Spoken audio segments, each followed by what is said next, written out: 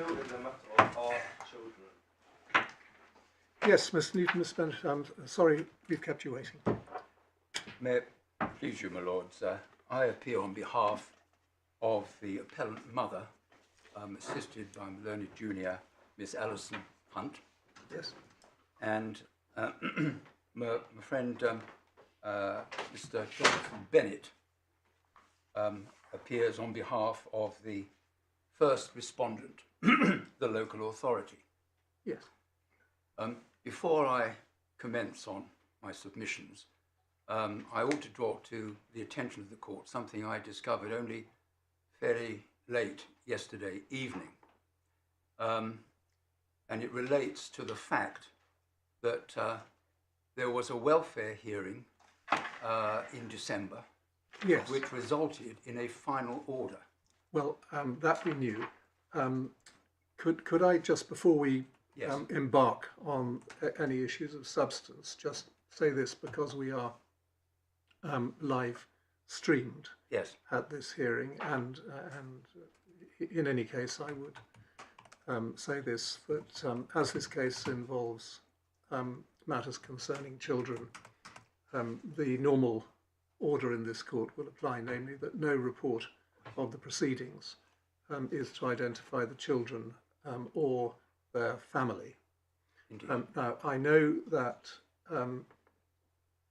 consequent on that, we will all want to minimise the reference to individual names, and I'd like to suggest that we simply refer to the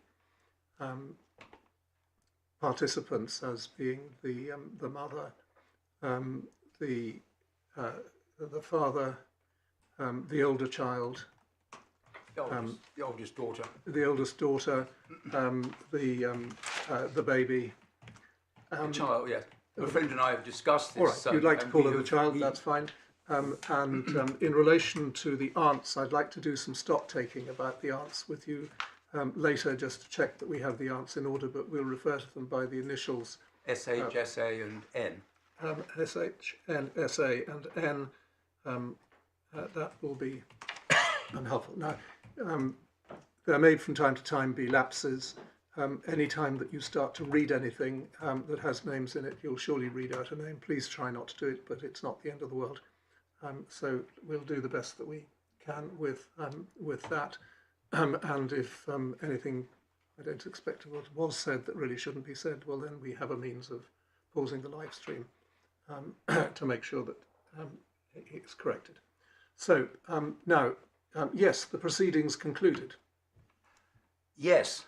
In the previous cases where I have been involved in an appeal against fact-finding, of course, everyone was careful not to conclude the proceedings before the outcome of the appeal. And in this case, that hasn't happened. It was the result of the concluded hearing was that the children were returned to the parents under a 12-month supervision order. Of course, if we, at the end of this appeal, if our appeal were unsuccessful completely, then it wouldn't matter. Yes. If, on the other hand, our appeal were successful in one way or the other, and there are two possible ways it could be successful, of course.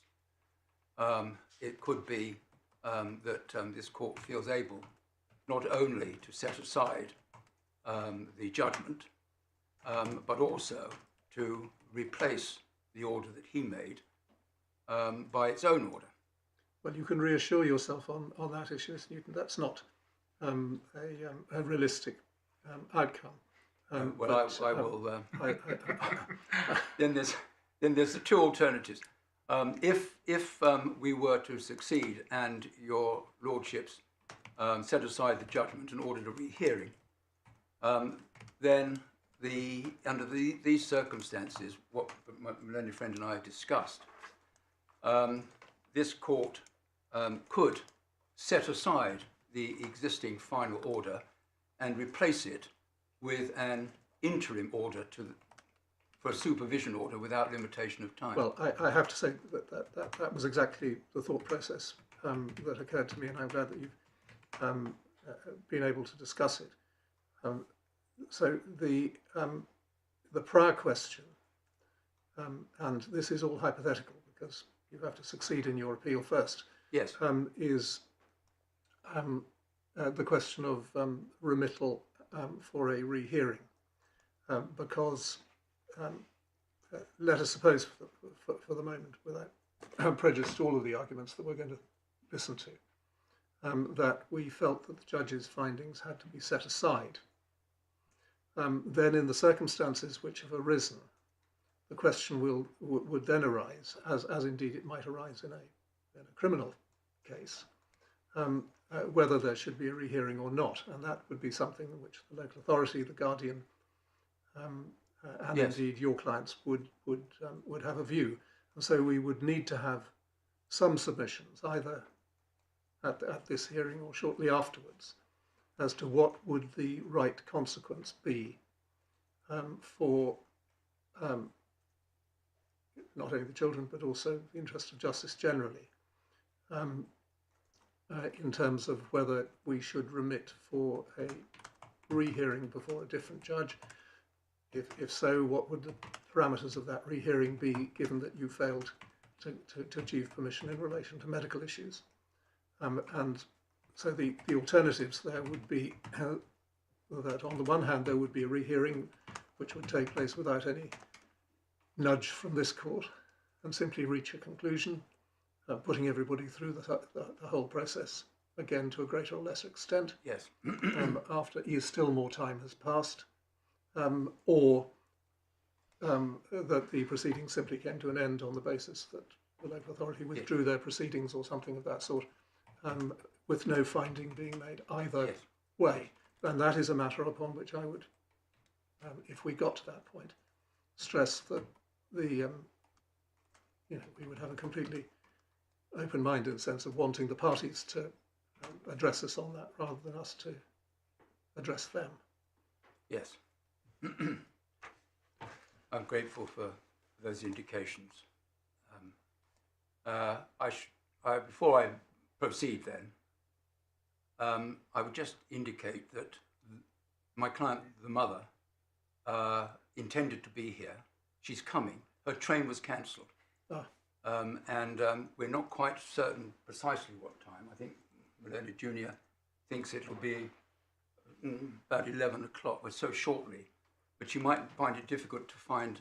Well, thank you for explaining that. Yeah. And if my junior hears by communication from the mother that she's here, then my junior may depart the court for that purpose. So, thank you.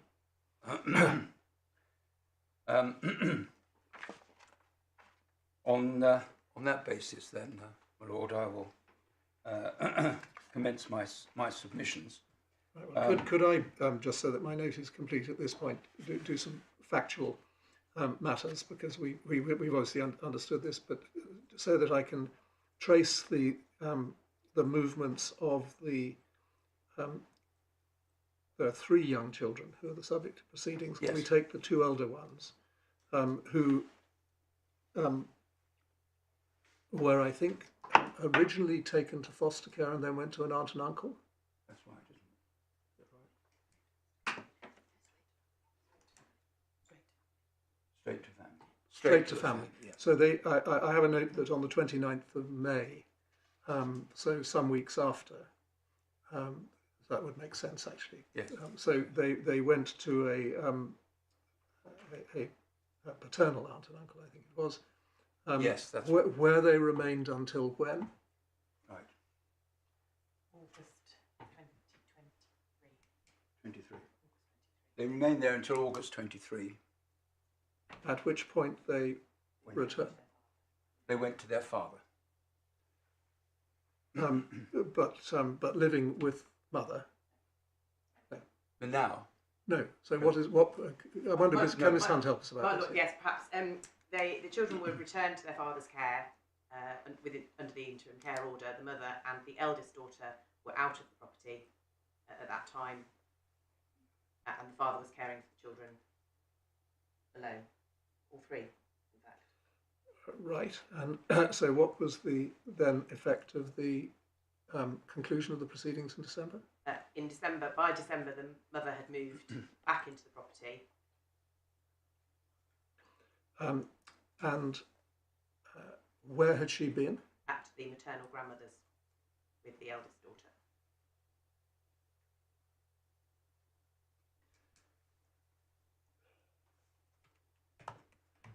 But also at the maternal grandparents also was the youngest child. So she had moved home with her siblings to her father's care. Effectively, the children moved back into the family home, and the mother and the eldest daughter moved into the maternal grandmother's home for that interim period of time. Right.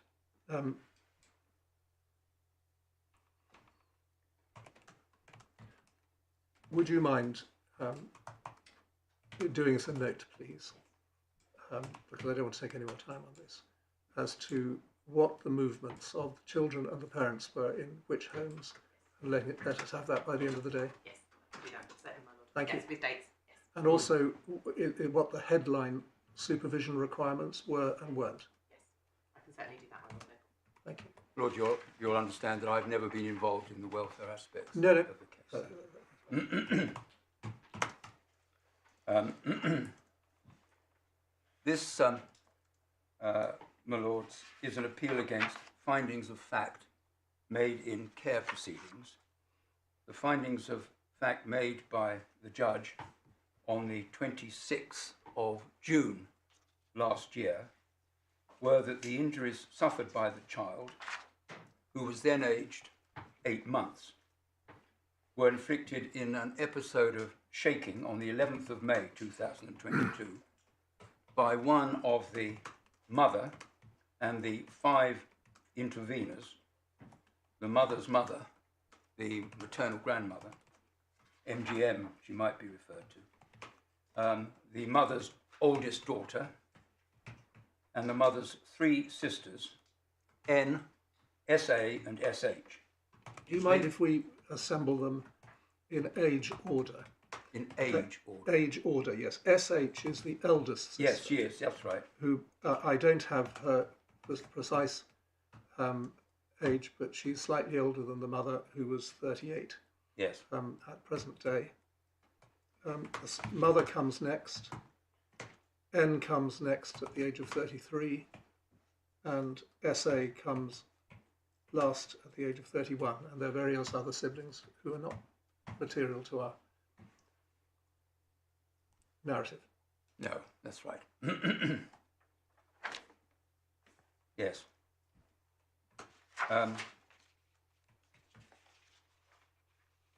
The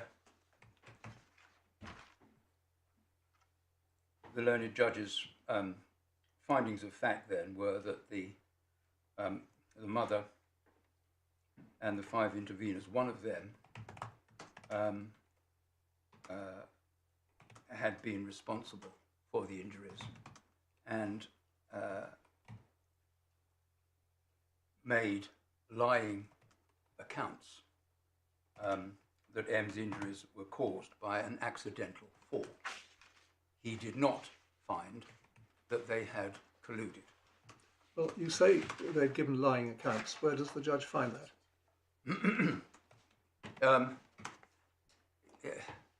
It must follow from his judgment, I would have thought. It's clear that one of the criticisms that can be made of the judge and the judgment is that it is absent a number of a great deal of clarity in respect of findings. And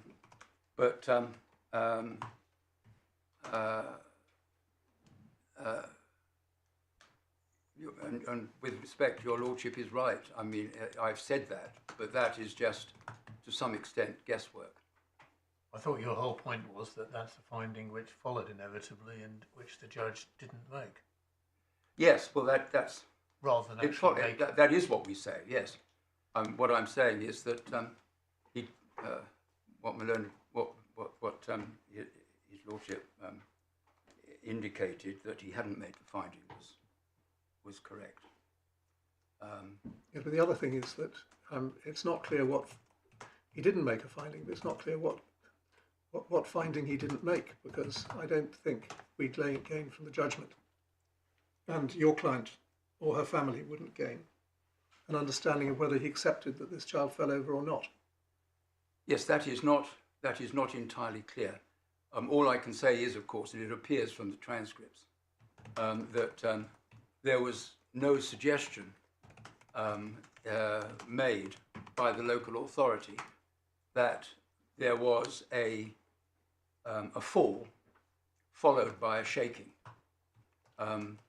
The suggestions were always made that there was a lying account of a fall that didn't happen, and that there was an episode of shaking that did happen. But the judge absolutely did not clarify. It doesn't matter whether the child, I mean, in a sense, in one way, from the local authority's point of view, it doesn't matter whether the child fell over or not.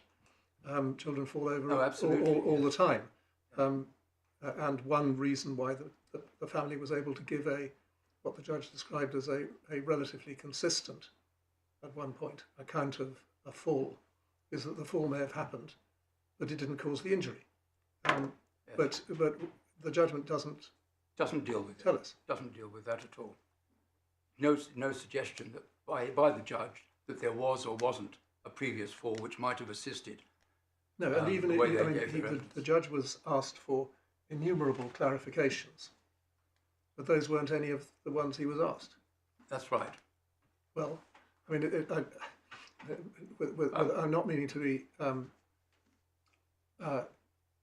unkind about this, in the sense that you'd have to take that if these are important points, as it seems to me they might be, they weren't ones that the judge was taxed with. No. As part of the clarification exercise. That's right. Yes, that is right. All right.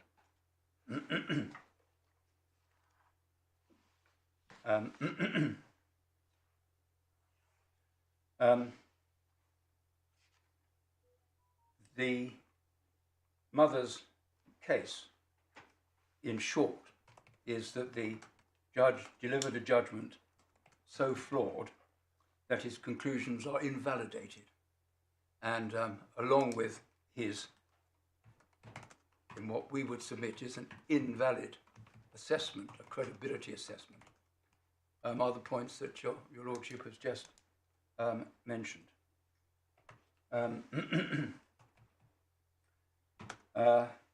In this case, as is stated in your Lordship's decision in granting permission, from the medical perspective, the medical evidence was not diagnostic. Both inflicted injury and accidental injury are therefore possible causes. And it's our submission that whatever the precise degree of likelihood from the medical perspective was of inflicted injury, it was undoubtedly incumbent on the judge to carry out a proper assessment of the lay evidence,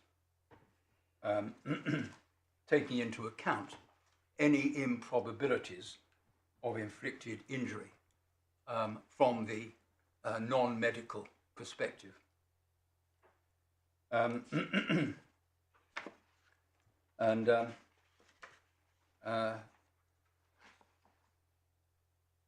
the judge,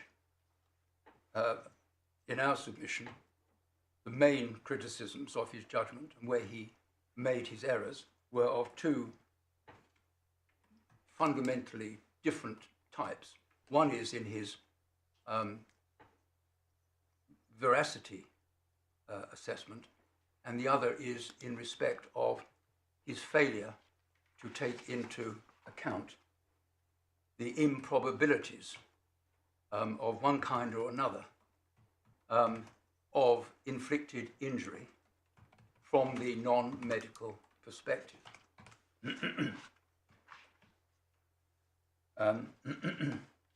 The judge, in his judgment, dealing first with the aspect of his judgment which we rely on as saying is flawed by his wholly unsatisfactory, not proper veracity assessment.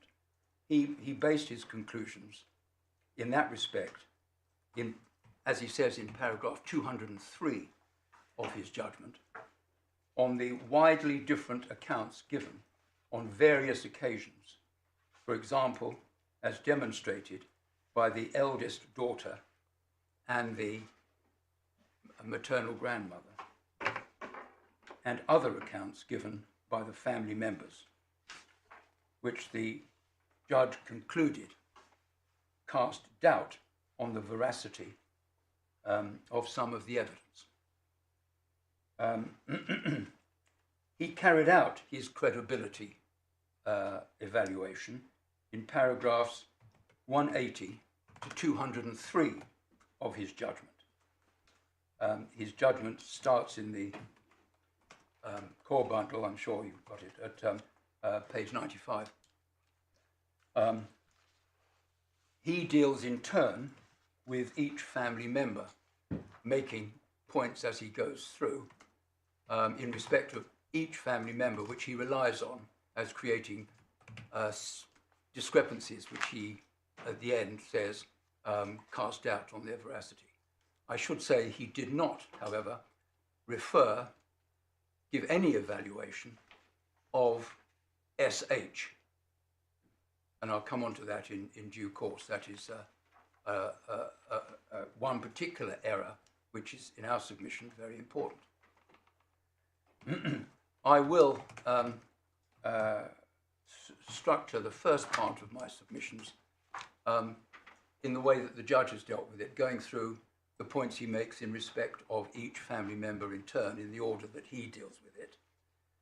And then, in the second part of my submissions, I will deal with the improbabilities aspect, which he, in our submission, did not deal with, as he should have done.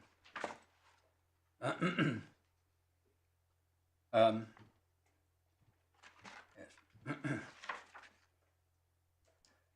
In short, just to summarise what we are asking your lordships to find is, in respect of the veracity assessment, it's our submission that several of what the judge regarded as discrepancies are based on errors by the judge, and such discrepancies that remain are of the type of inconsistency that you would expect from witnesses of a split-second event in accounts spread over more than a year.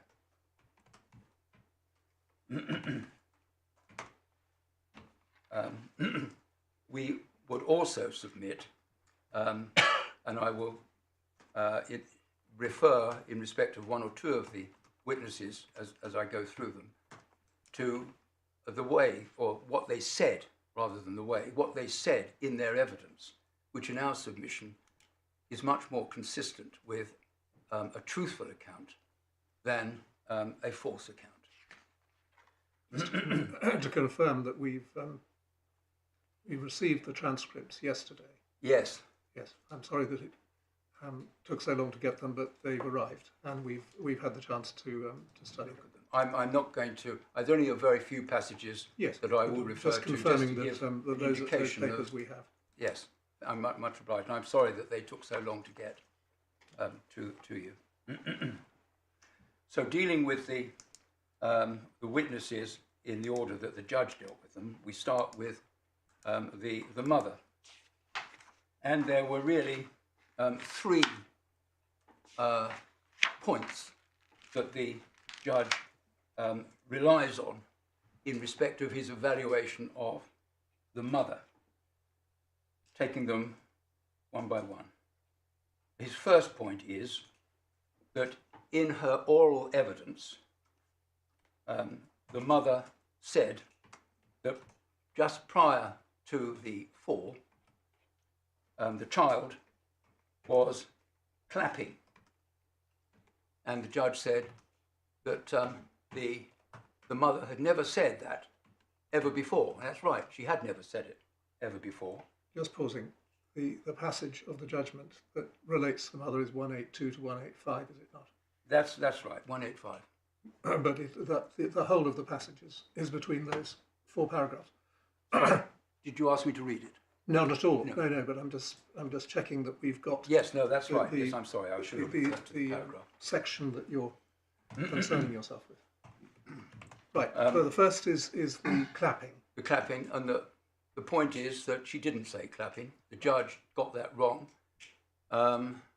She said, as she'd always said, tapping, and the judge listened eventually to the audio of her evidence and agreed that she said tapping.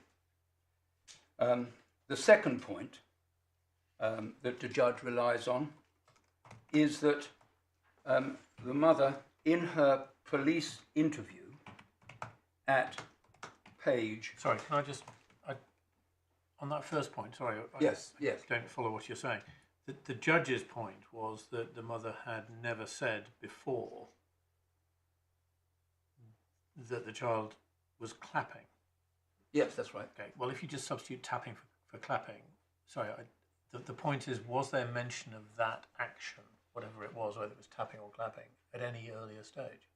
That's That's what the judge never mentioned clapping in any of her previous statements. Right, but did she mention tapping? Oh, yes. She Right. mentioned tapping. Okay. The judge says that, you know, that was what she'd previously said. If we go to paragraph 184, the judge recites the mother's evidence and says she was clapping hands. Right. Now that is a mistake. That is a mistake. The transcript shows it was a mistake. Yes. It's not a very big mistake, but nevertheless, 3 lines later, paragraph 185, however, her description of Marwa clapping, forgive me, I've done what I said I wouldn't do, was not one that I'd come across in her statement. And so, in some small way at least, the judge appears to be casting doubt on the mother's reliability. Yes, indeed. By reference to having come up with something in the witness box which she'd never come up with before. Absolutely. Yes. Right, that's your point.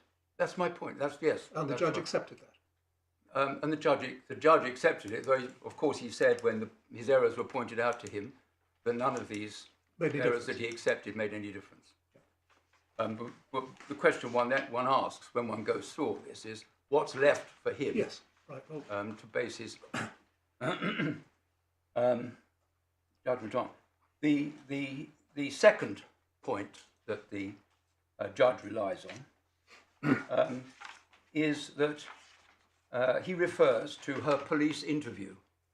At 2 places he refers to it, at CB 257 and CB 275, when she's being interviewed by the police officer. right. Are these the references in paragraph 185 by another? 185, yes. Right, by our... Yes, those references are there, and the references in the police interview as the pages I've just given, CB 257 and CB 275. The judge's point here is that in her police interview, which was on May the 17th, just less than a week after the actual causative event took place, she did not refer to the child falling on the right. Whereas the judge says in her witness statement at C42, the mother says that the child fell and her right head hit the floor. And the date of that statement, remind us. I think he refers to that in paragraph 183. Yes. I'm just looking for the mother's statement 27th of July Yes. 22. What's the CB reference to that? It's at C42, 147. CB 147. So the point the judge is making is that the mother is adding a new detail in her witness statement of some significance, not mentioned to the police only a few days after the incident. No mention of a fall to the right.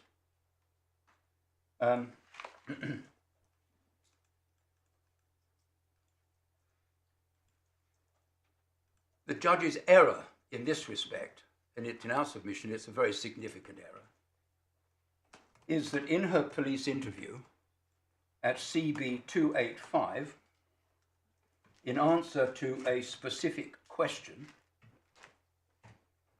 the mother said, her right side fell down. That's at line 1. And at line 4, on the same page, she went towards the right. It's our submission, therefore, that this is a serious mistake by the judge. He is relying on the fact that when it would have been fresh in her mind, she didn't mention a significant point and only comes up with it sometime later in her witness statement. But she did mention in her police interview, in 2 places, that she fell to the right. Right, the sum of this is at the end of paragraph 185, Yes. which is that the point that the judge is making is that he can't reconcile Oh, that's how assured the mother is in the witness box. That's the third point I'm coming on to, yes. Right, but I'll let you make your third point and we come back to it then. Yes. Yes. He's made a mistake. Yes, I think we have the second. Yeah, that mistake. Then the third point that the judge relied on, as your lordship rightly points out, is that he made a comparison between the mother's assured giving of evidence and how vague, by comparison, she was in her police interview. In 185. In our submission, the judge is simply wrong in making this comparison. First, the judge does not... Before we look at that, I had assumed vague by comparison referred to the 2 points that he just... Well, he doesn't... enumerated.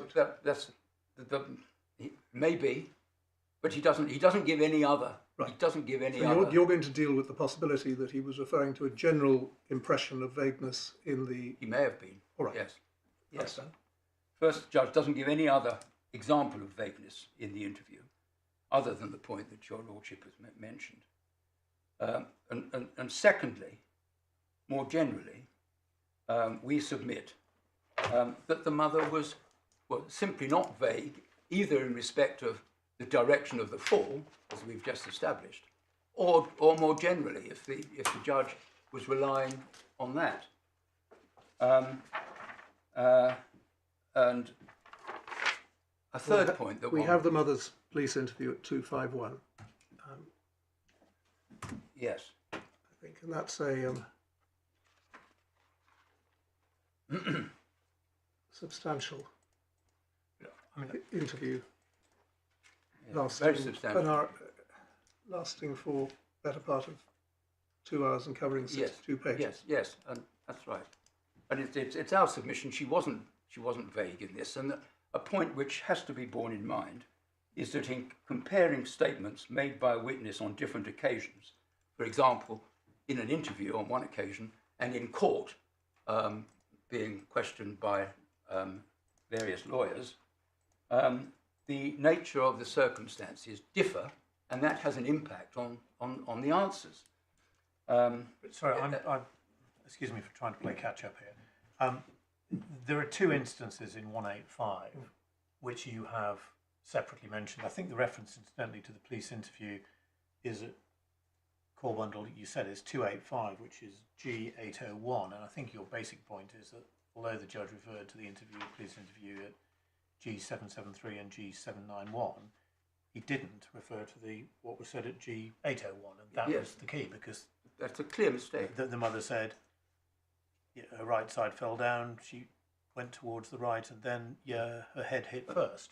Yes. So that's your point. So you've dealt with those 2 points. Yes, and I'm going on to explain the reason why the mother was, if you like, not so specific in the first 2 references that the judge relied on, and why she was more specific later in the interview. Yeah, but if you've dealt with the 2 instances the judge refers to in 185, in a sense, what is there left that this court could grapple with in terms of some other impression of vagueness or otherwise? I mean, there's nothing to go on. Yes, if that's the view the court takes, then I can move on. But I wasn't. Before you do, I take my lord's point. But if one looks at 257 in the police interview, 258. 257, 258.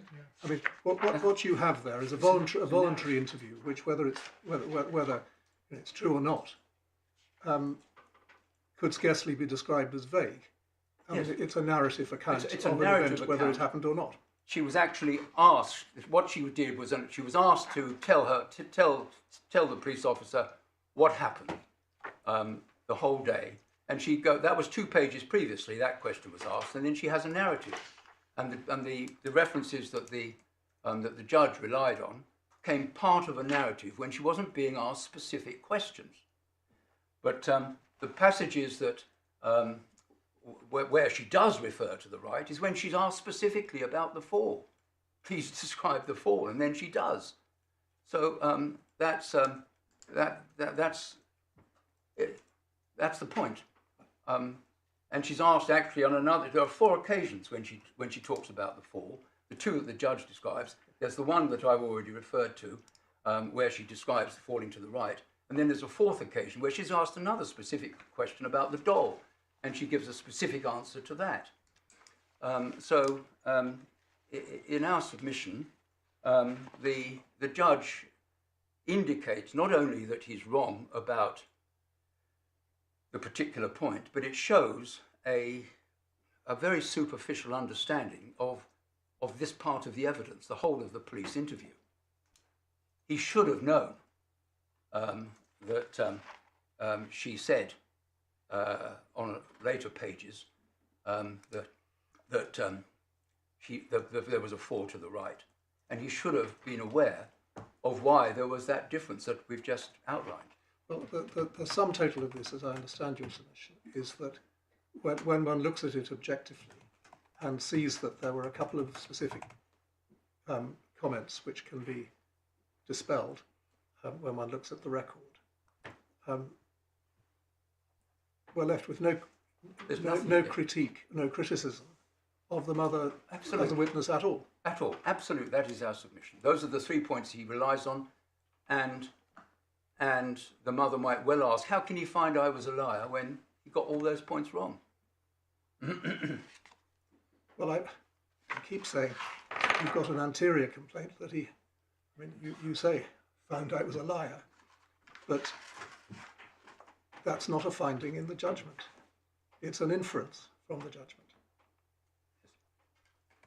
It's an inference from the judgment. Yes. Yes, indeed. I mean, if you're to succeed on this appeal, Mr. Newton, one of the reasons that you are bound to succeed on is that if people, particularly people of good character, come and tell a story to a family court or indeed to any court, and they're going to be disbelieved, then the court has to say that it disbelieves them. And why? Indeed. That's why the assessment of the lay evidence is so important. Absolutely. Absolutely. And there are, of course, six individuals of entirely impeccable character prior to this who have suffered the same point. Well, not all of them say that they saw the incident. Some of them talk about peripheral vision. So, Yes. and Yeah, that well, absolutely. you're in danger of starting to hop to bits of the evidence rather than giving a fair impression of what was before the judge. Oh, well, yes, I was going to go through each. With some encouragement, no doubt. Yes, I was going through each one. the peripheral evidence point is one that in my submission, if it were a lying account, why would a witness actually talk about peripheral vision rather than just say that they saw it happen? That's one perhaps indication that they are trying to tell the truth and explain why they can't give the detail that they otherwise would like to. Yes. Right, that's the mother. There is a fourth matter relating to the mother, which the judge didn't seem to rely on, but again, it ought to be spelled out. It's another factual error. He says at paragraph 184, dealing with the mother's oral evidence in chief, that the mother said, the right side of the head hit the doll and on the floor. The transcript of the mother's evidence at page 9 of the transcript, line 19, reads, the right side of her head hit the floor, and when she landed, then the doll was under her back. What the mother said in her oral evidence was what her case had always been, that the head hit the floor and the doll was under her back.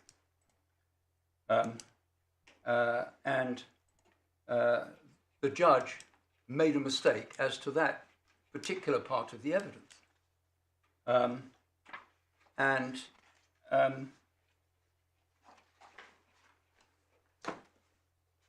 So that's another factor of another error made by the judge in respect of the mother.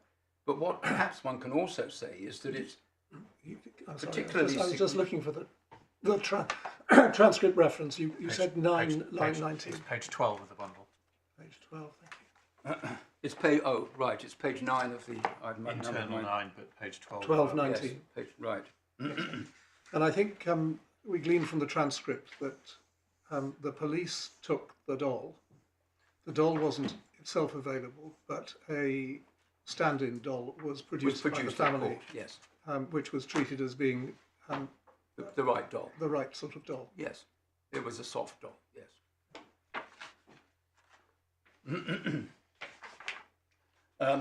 But perhaps it's significant that the judge, hearing that setting out in his judgment that the mother had said that the head hit the doll, what's significant is that she'd never said that before. It was never part of her case. And it's significant that he didn't raise it either with her when he thought he heard that during her evidence, and also significant that he didn't seem to rely on that particular apparent discrepancy in her, quite a significant discrepancy in her evidence. If she had said that for the first time that the head hit the doll, he didn't seek to rely on that as a discrepancy. It's surprising that he didn't pick that up. Surprising that he made a mistake in the first place, perhaps, and surprising that he didn't actually make any comment about it. I understand you say we're entitled to look at actual mistakes that the judge made. I mean, that last criticism comes perilously close to sort of just asking us to effectively deal with things that the judge didn't deal with, but perhaps you say should have done, or put weight on things that he... But it's another factor of his judgment, which shows that he wasn't on top of the evidence. If he had been on top of the evidence, he would have realised that what he had thought he'd heard was completely different from what she'd always been saying. It's just confirmation in our submission that the judge simply was not carrying out a proper veracity assessment.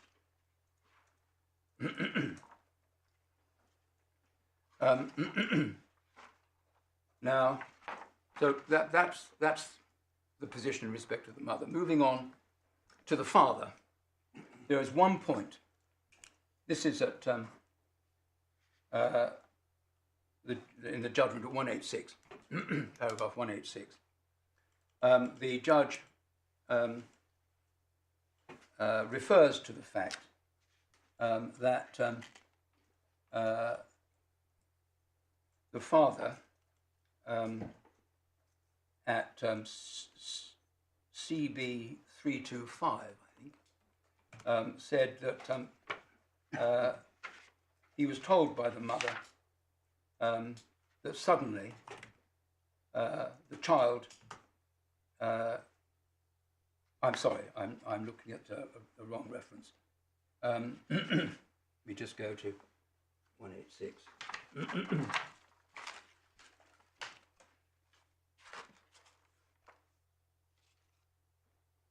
Yes, it was in his witness statement that at C78 that the judge referred to the fact that the child, the mother said prior to the fall, was jumping up and down, and she'd never said that before.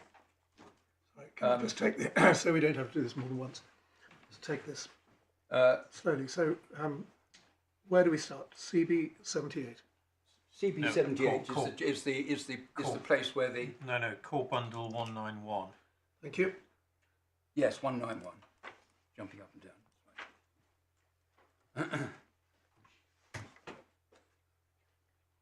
It was at G 841 Core Bundle Just 325. wait a minute.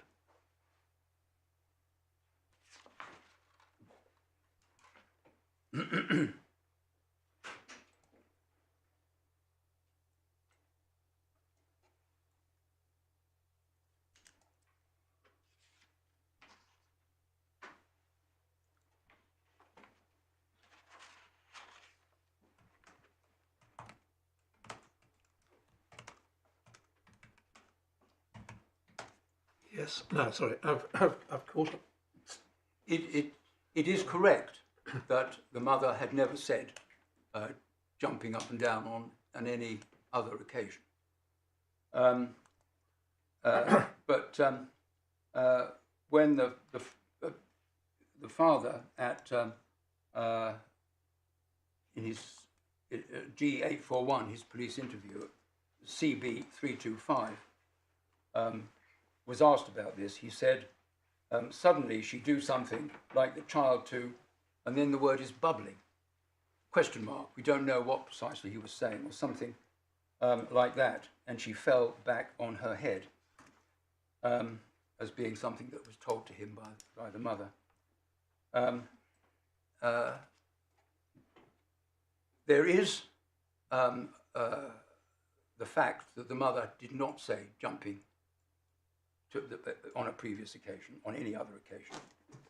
But the mother consistently, in her evidence, in her accounts, referred to the child moving. And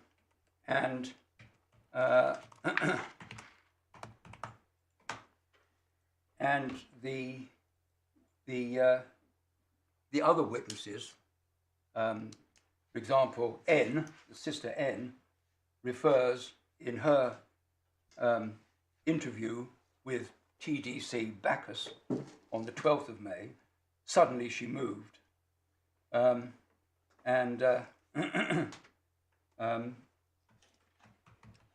SA, the sister, SH refers to a sudden move. Now, so there were different ways in which the mother referred to what caused the child to lose balance.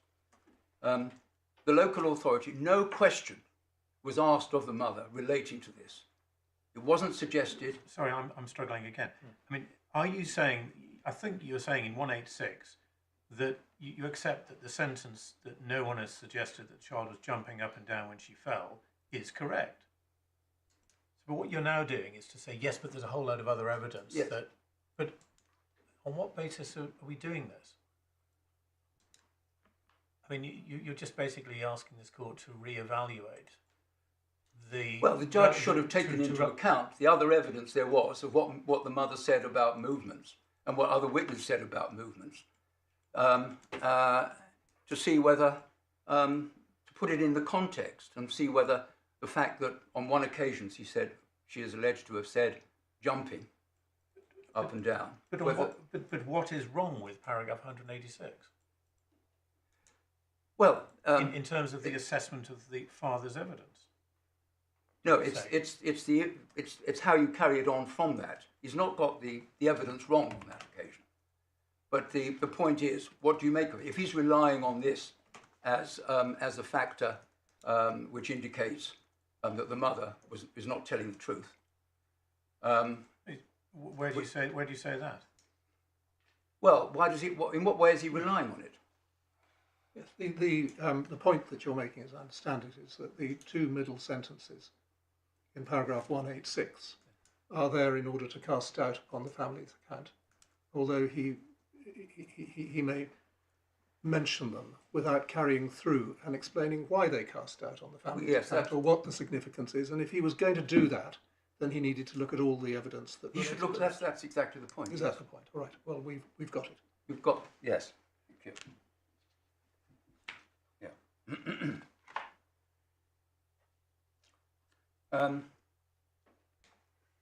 And I also make the point that the mother wasn't asked by anybody about that point. No, the local authority didn't rely on it as an indication of any dishonesty by the mother. And that's important because, there's usually one is meant to put to witnesses points that you're relying on. All right. I then turn next to N, which is in the order of the... Yes. Well, we've seen, I'm glad to see that family members have arrived. One of those is your client? Yes, she's put her hand up to indicate her. Yes. Yes. And anybody else that we know, or it doesn't matter if not? SH is here as well. And SH, thank you very much. Yes. Turning to N, really what's relevant to N is the whiplash point. I've dealt with this in the skeleton at paragraph 13A on page 7 of the skeleton. And I don't want to really add very little to what is said in the skeleton there. The judge's point is that N referred to the injury or the effect of the fall being like a whiplash in her telephone interview on the 14th of April 2023, but not in her witness statement, which she provided a few months earlier, without referring to the first statement which she made on the 12th of May 2012. The judge's point is that he is giving reliance on a factor in respect of N that causes him to doubt her veracity because she said about whiplash in a telephone interview on the 14th of April 23, which she hadn't put in her witness statement 3 months earlier.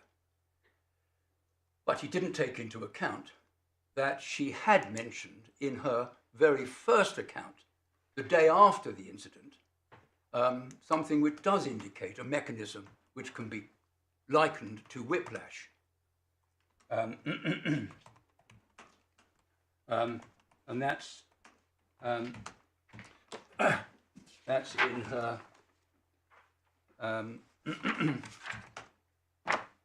her witness statement. Sorry, not it's in her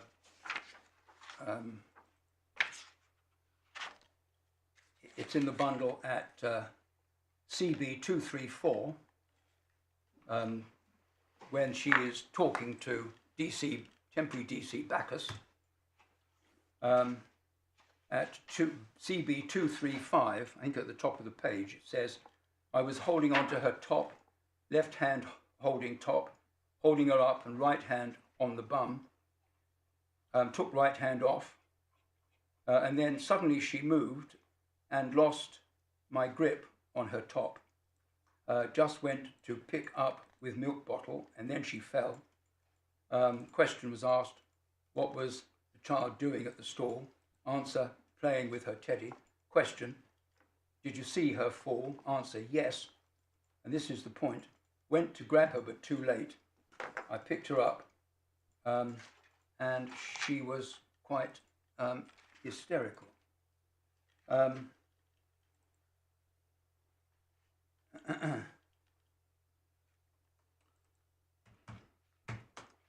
not yet getting the point about the whiplash.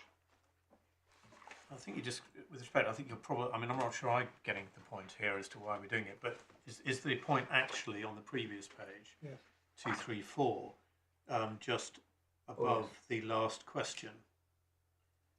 Yes, Yes. no, you're absolutely So head right. fell my backwards. lord. You're absolutely Yes, right. that's It's, the point. fell back onto doll with lower back slightly raised, so head fell backwards. That's the passage I should have read. I'm sorry, I had highlighted the wrong passage. And why is that whiplash?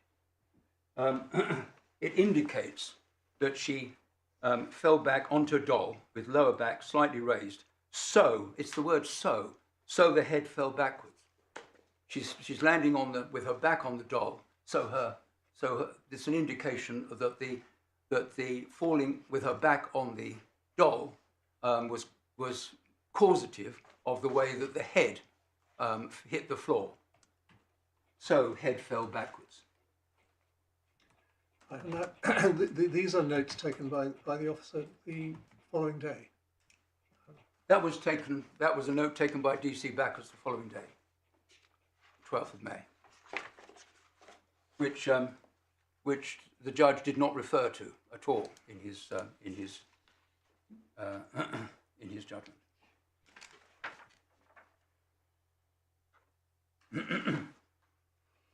That's the only point in respect of N.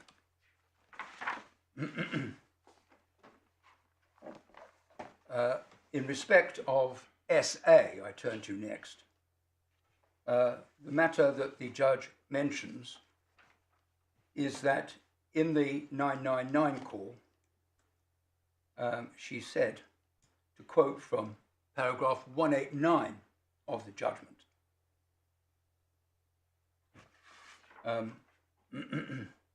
the child had fallen just from the sofa down to the carpet as she lost balance, as she doesn't walk.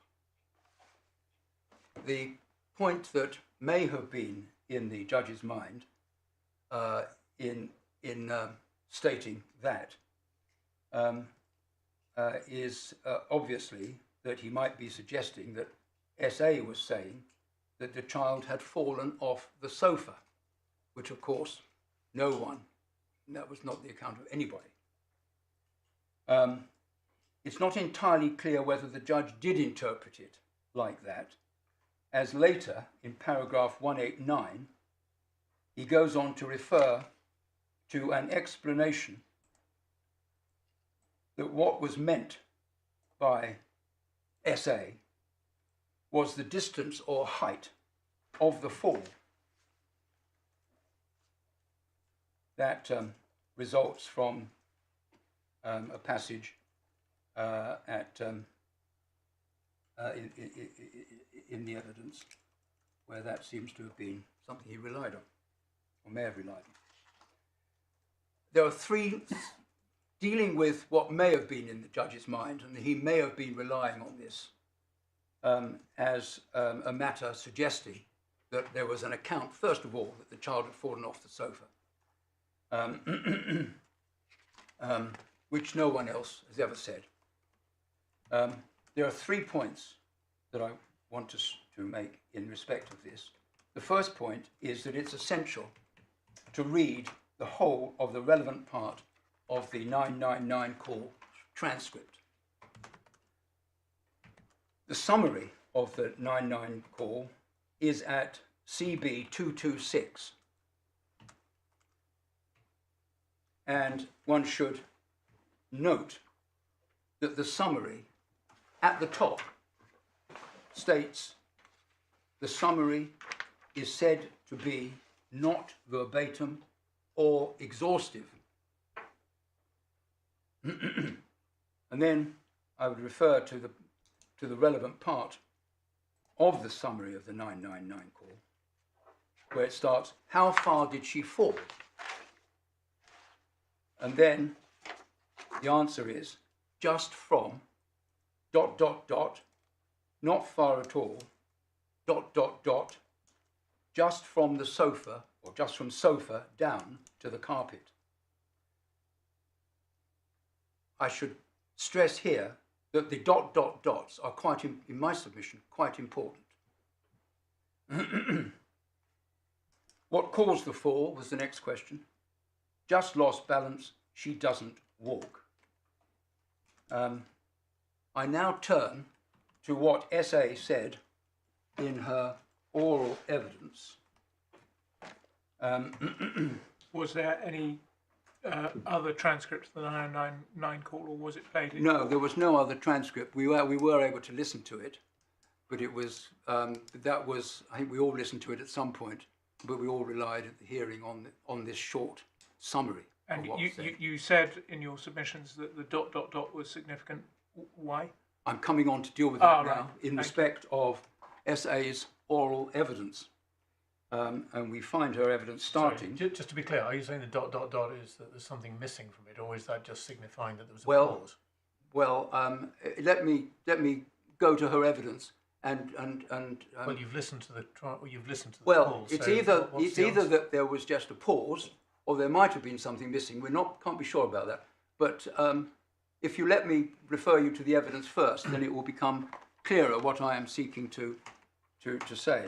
It's at page 64, lines 18 and onwards. Was it transcript? Of her transcript? Yes. The transcripts are in two tranches, one shorter and one longer. This is the longer tranche of transcripts. So that would be page 67 of the right. bundle. Is that right? Yes, I'm looking at 64 of the transcript itself. Right. Yes. It may be in the bundle as 3 pages. It is 67 in our numbered bundle. Thank you. Thank you.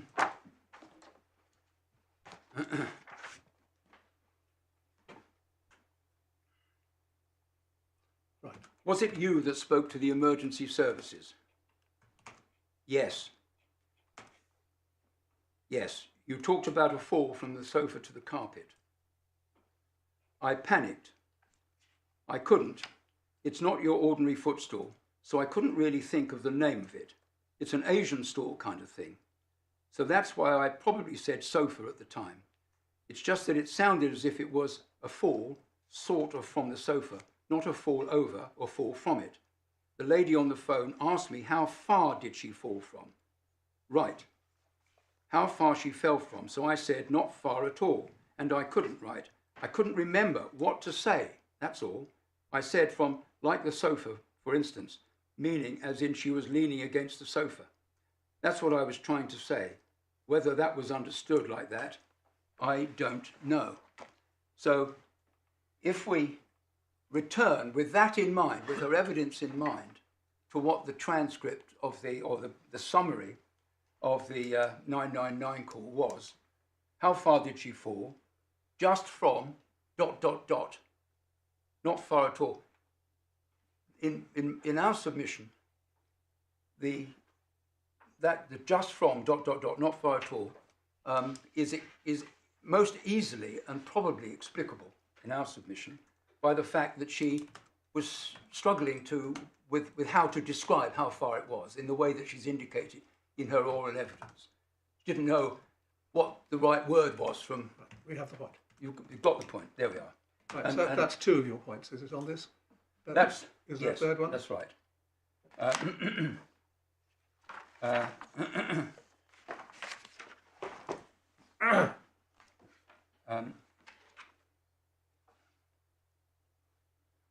Yes, the next point relating to this is that SA is a nurse. She would have realised that the serious injuries that her child was displaying would have been unlikely to have been caused by a trivial fall. So if she was giving the account of a fall in the 999 call as a way of trying to cover up that there was something more serious that happened, it's, in our submission, very unlikely that she would have been downplaying the nature of the fall.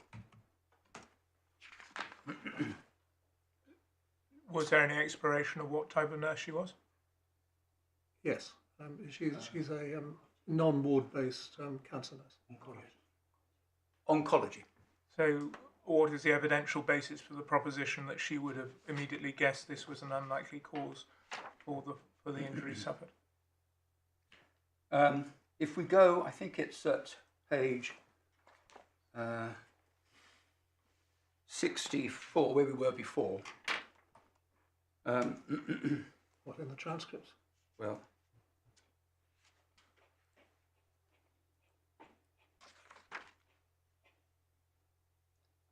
Are we talking about her work here?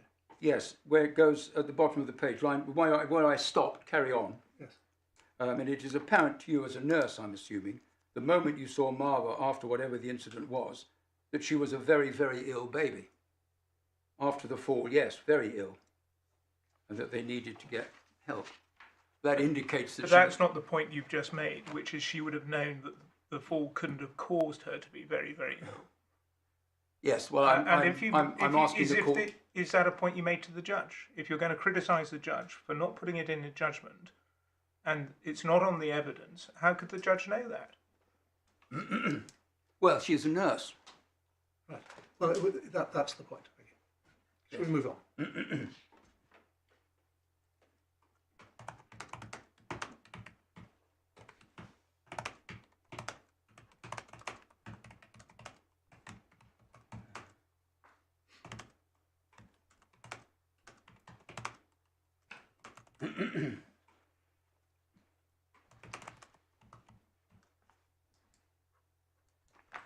I think. Excuse me just a moment, if I might just. What is 249? CB 249. Top of the page.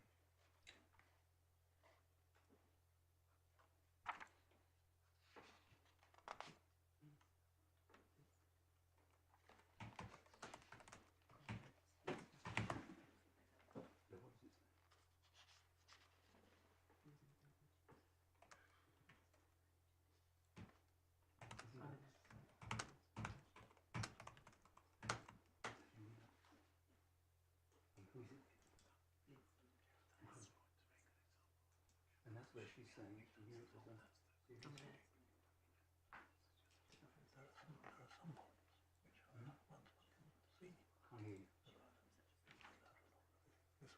Yes. Yes, well, there is another, I beg your pardon for that, but I wanted to check another reference on the point that Lord Justice Newman's made. There is a reference at CB 249.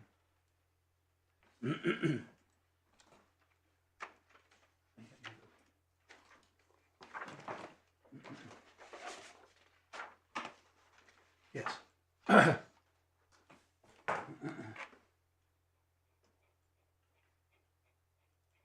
At the top of the page, this is SA being interviewed. 2nd of November 22, police Yes. telephone interview. DC Huddleston, I think. Yes. Who was in the room at the time? Have you discussed the matter since? No, nothing different. Well, if you go back a little bit to 247, 247. this point is dealt with directly in the police interview. I've listened to the 999 call. You have that passage?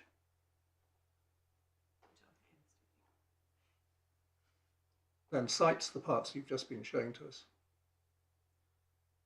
and then how far did she fall in terms of height? It was from her own height.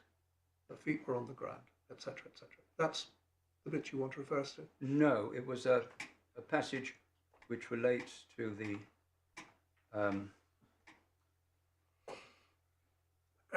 nature of the fall, and the passage where the witness says, "I panicked." Yes, that's 249, 4 lines down. Yes. No, nothing different. I'm a nurse, and when it all happened, I was very odd. She fell from such a small height. I was panicked.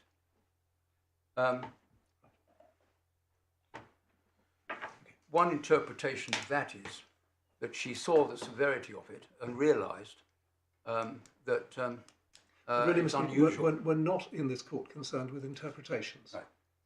If there are things where you're able to show us that the judge said something which either he accepted was not correct or can't have been correct, then that's a different matter. Can we now begin to move quite swiftly through these points of detail?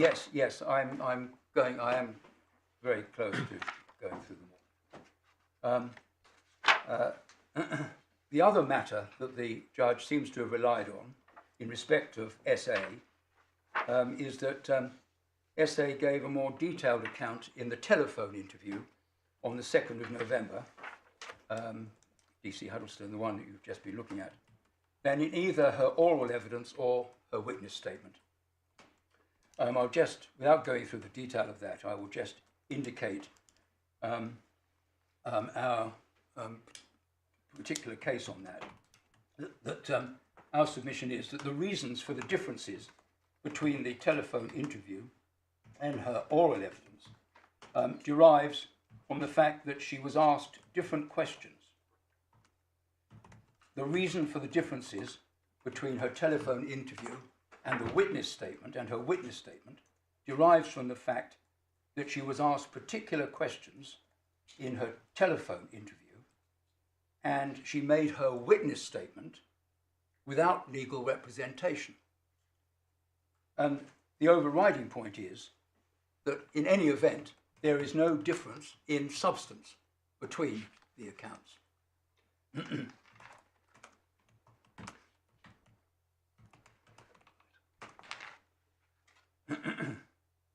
Yes.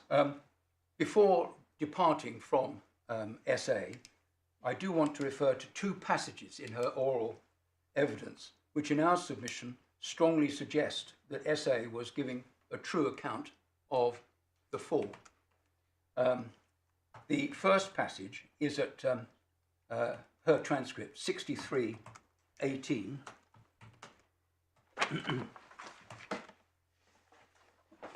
When she was asked by counsel for the local authority, did you see the fall, or were you sort of just aware of the aftermath? You were all talking. I was in the same room, but I wasn't directly looking at Marwa, but I do have some recollection, if that makes sense. Yes, I did see the fall. Do you actually see her, or did you kind of be aware of her hitting the floor? Do you see what I mean? It was more inaudible. Yes. So yeah, I can't be sure what angle she fell, and that's what I've written in my statement as well. But she definitely fell and hit her head. I know that for sure.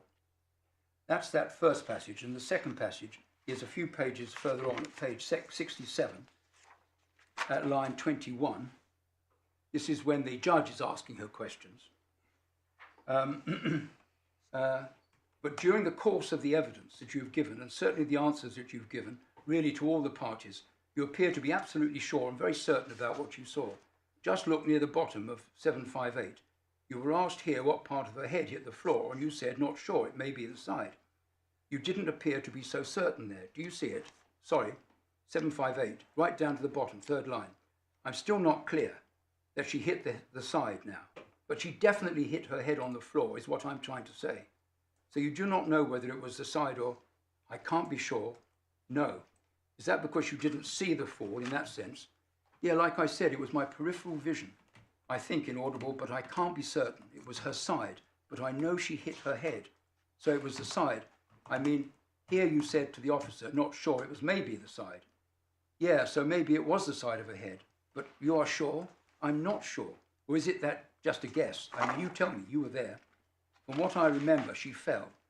And the angle she was standing at when she fell, now thinking about it, it's probably definitely the side, but I can't be 100% sure. It was definitely the side. I mentioned those two passages as passages of the oral evidence of the parties, which it's difficult to, in our submission, to think that that is a lying account, that she is telling the truth as best she can, describing what she remembers of the fall and the imperfections of her vision of what happened.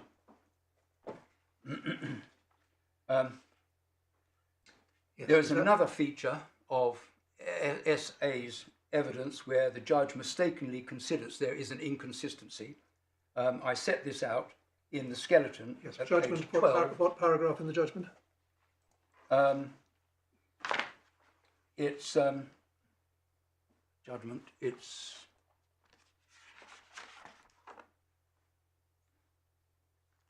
let me just get the judgment.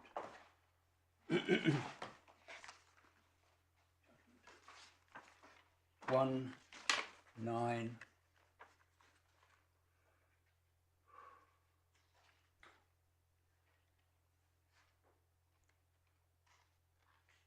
$190.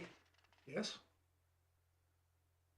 I've dealt with this in our skeleton. Right. What's the inconsistency? At page 12, paragraph 14, little 2.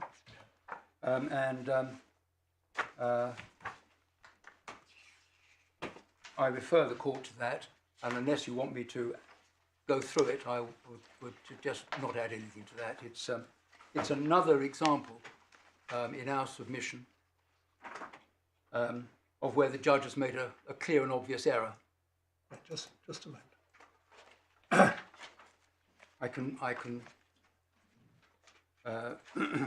I can develop that a little, or just read out what we say in paragraph.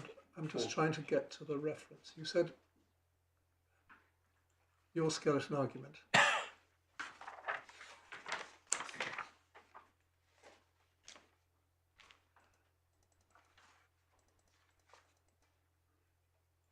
I'm not finding the paragraph reference you've just given me. It's 14, little 2. One discrepancy mentioned by the judge results from his own misunderstanding of the evidence. In paragraph 190, CB 96, the judge says that in her telephone interview on the 2nd of November 2022, that's CB 247, Sabiha recalled that the child had her hands on the stall, but remembered that her hands were around her waist at one time.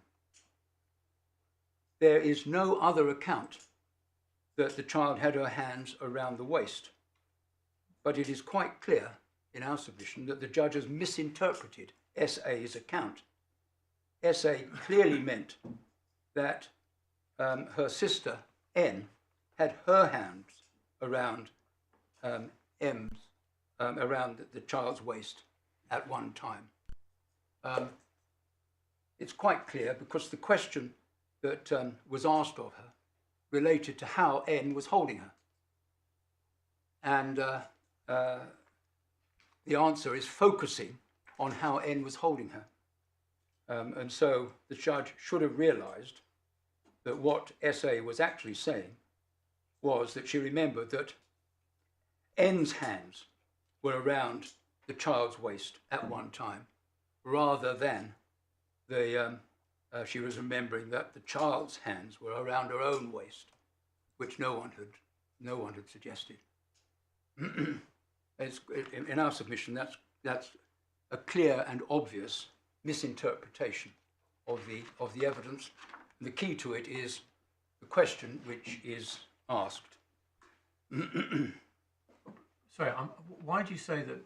I mean, this is doing something which this court has always told not to do, which is you're construing paragraph 190 as if it's a statute.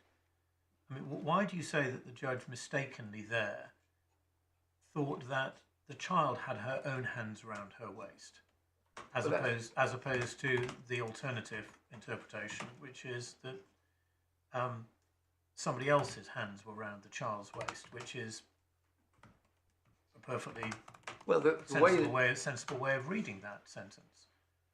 Why do you say the judge must have, when the judge wrote that sentence, well, have taken the wrong ordinary view? way of reading that is recalled that the child had her hands on the stall, but remembered that her hands were around her waist at one time. Well, there's she at the beginning of the sentence could be the first her. There are a number of different ways of reading that. The question, the key to it is that what was the question she was being asked, and she was asked to say how was N holding the child. But the problem is that you're picking a sentence out of this judgment. You're saying it must be taken that the judge misunderstood whose hands were around the child's waist and thought it was the child's hands were around the child's waist, and that was wrong.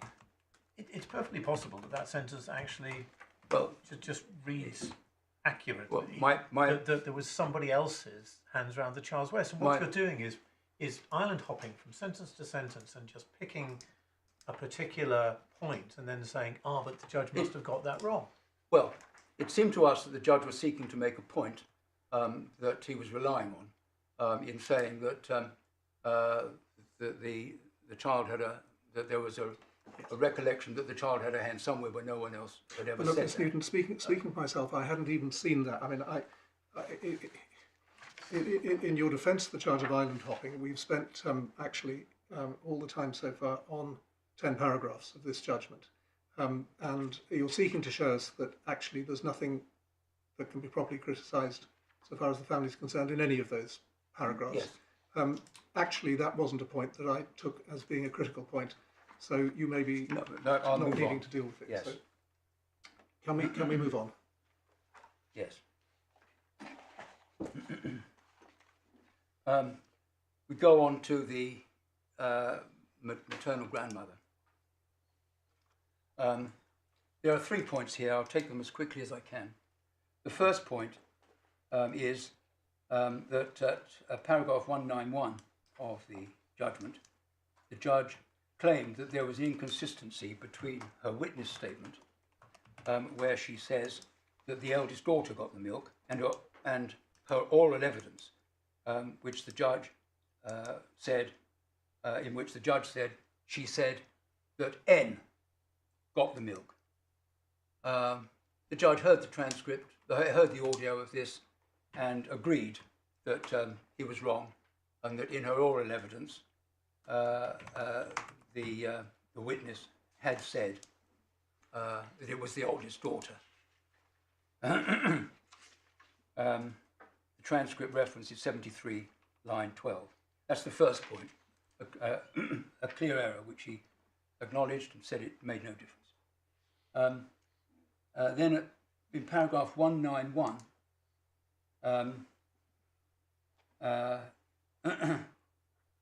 the judge says that in her oral evidence, the maternal grandmother stated that she saw the child fall to her side, but couldn't recall whether it was right or left. She recalled seeing the child's head go down to the floor. Whereas in her witness statement on the 18th of January 2023, CB 220, she said that she didn't quite see how the child fell. And the judge seems to have relied on that as a significant discrepancy in his veracity assessment. It submitted that there is nothing in this difference. They're not really inconsistent with each other, but both suggest a degree of uncertainty. The witness statement was written with the help of her son, not with any legal representation. It's a very short witness statement. And her oral evidence was, of course, subject to more questions. Yes. Then we come to the third matter in respect of the maternal grandmother, which relates to the telephone interview on the 21st of May 2023, which is dealt with in paragraph 192 of the judgment.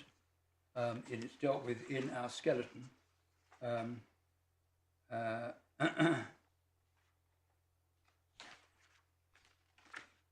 On page 6, in paragraph 12.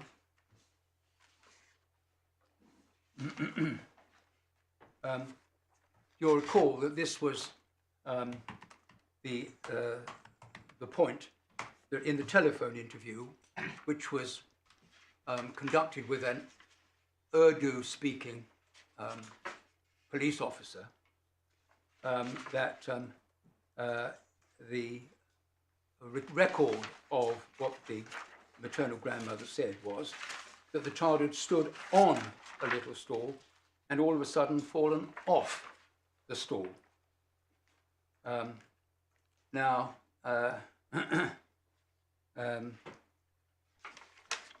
in her oral evidence, no one put to the grandmother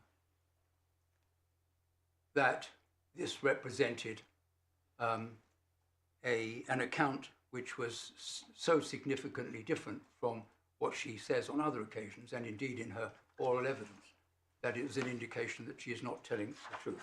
No question about this was put to her by anyone, including the judge. It wasn't relied on by anyone. And it was our position, on behalf of the mother, that it was a clearly an obvious and very simple translation mistake, just probably relating to a preposition as to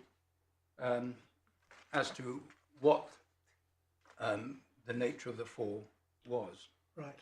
And we, as I say, we set out in greater detail our submissions in respect of that on page 6 in paragraph 12 of our skeleton. And I would invite your lordships to. I don't want to add anything to what we've got there. I've put everything I want to say there. Can we move to the next witness? Sorry? Next witness. Yes. And the last, the eldest daughter. Yes. The judge deals with the eldest daughter at paragraphs 194 to 198.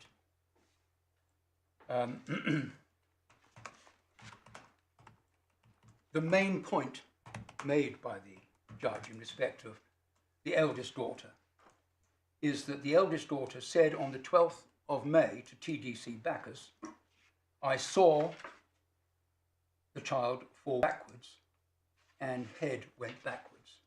Whereas in her police interview at CB 357 line 5, she said, in answer to the question, "You didn't actually see her fall?" "No, I didn't." And in her witness statement of February 2023 at CB 223 in paragraph 9, she said, "I didn't see what happened." And in her oral evidence, she agreed with the local authorities' question, but that she didn't see the fall. She agreed with that. So, judge's point is, the day after, she says that I saw the fall backwards and her head went backwards, and she doesn't repeat that. In fact, she contradicts that on those 3 points that I've just made. Now, in respect of this, I would ask your lordships to bear in mind the following. What must be borne in mind is that on the family's account, when the child fell, the eldest daughter was sitting on the sofa right opposite where the child was standing at the stall and only a few feet away from where the child was standing. And the child would have fallen more or less in front of the eldest daughter and only a few feet away.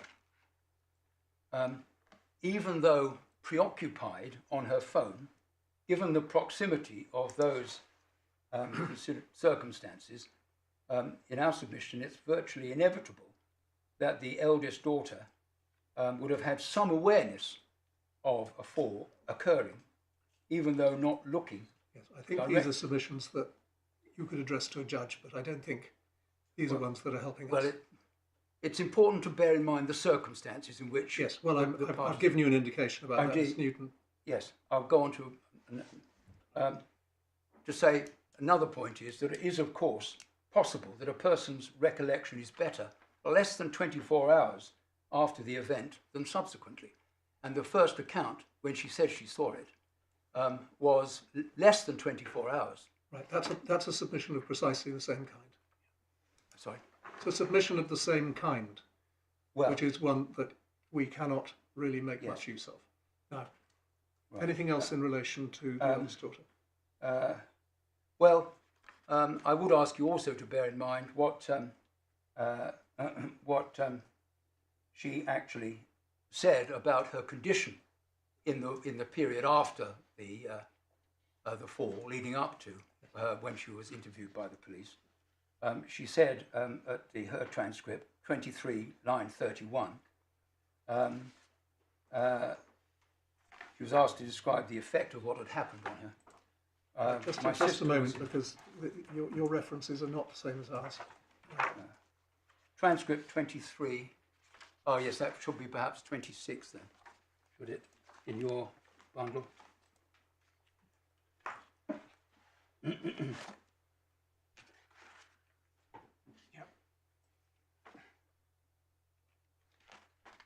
Yes, she gave rather long evidence compared to Yes. the others. Yes. And what she said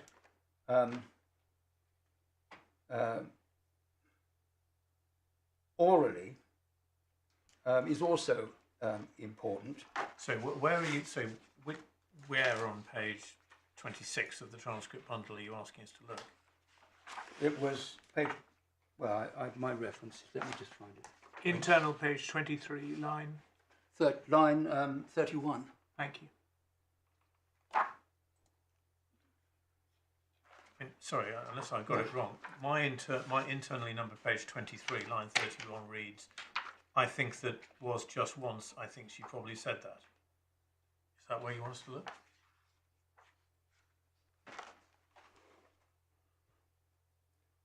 I'm looking at No, transcript I on was page referring- 109. Oh, I was referring to the bottom of my Oh, right. page Sorry, 23. so- My sister was in hospital. Sorry, it's 109 of the transcript bundle. 109, yes. Sorry. I'm sorry. The transcript bundle arrived yesterday. I don't know what pagination everybody Yes, else right. has. Sorry, okay, right. Okay, she was. Remember looking, I just don't remember why I didn't say anything. That's That's the- frustrated, just happened. My sister was in hospital, everything was overwhelming. That's the passage you. Yes, You that's want. right. That's Yes, right, Yes. okay. Yes. We shouldn't forget, I'm sure, that there were two other people in the room at the time as well, that, according to the family. There was a 10-year-old and an 8-year-old Yes. who nobody spoke to about any of this. No one spoke to about it at all. No, not interviewed. Did anybody comment on that at the trial? Not in front of the judge, I don't recall. I think Right, there was all right. obviously comment other than that. Yes. But Yes. going back to what the eldest daughter said about the point we were on, she said in her oral evidence that she'd seen the child fall based on her assumption. At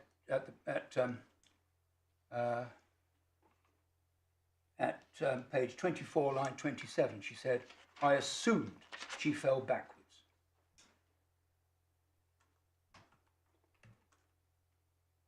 And she consistently said in other parts of her evidence, not her oral evidence, but the statements to other people, that she saw the child laying on her back.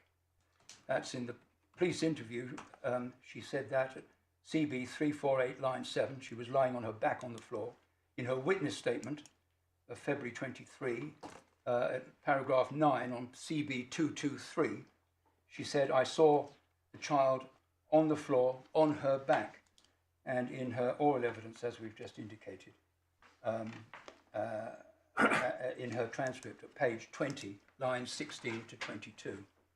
So, sorry, I'm not sure what this. The point is that she consistently says that she saw the child lying on the floor on her back, and that she assumed from that the child had fallen. Yeah, and the judge's comments at 194 to 198 are simply to draw a distinction, or to comment on the fact that there was a difference between, for example, the first police interview referred to at 195, where the eldest daughter said that she saw the child fall backwards and her head went backwards, yes, to other parts of other evidence given on other occasions where she effectively said, I didn't actually see it, I didn't see a fall, yes, I just saw her on the floor afterwards. And all the judge is doing is commenting on the fact that there were differences in that element.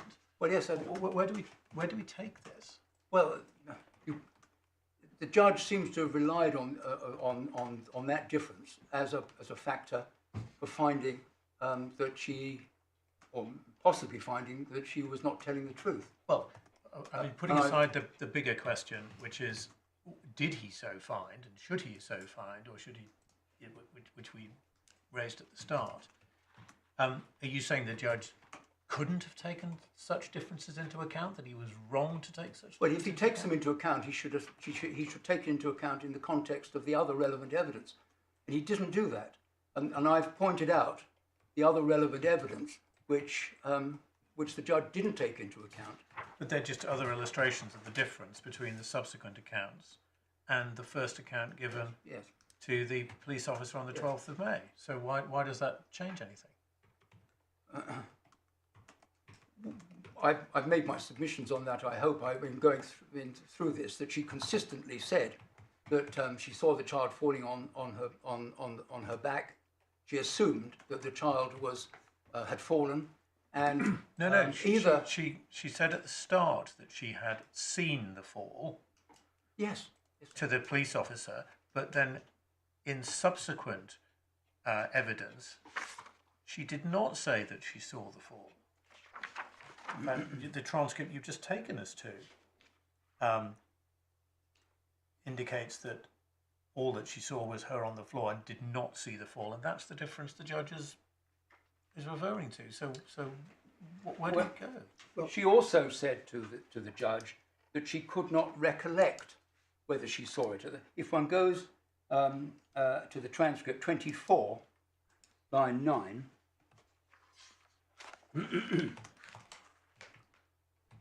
you didn't see her fall, the judge says to her.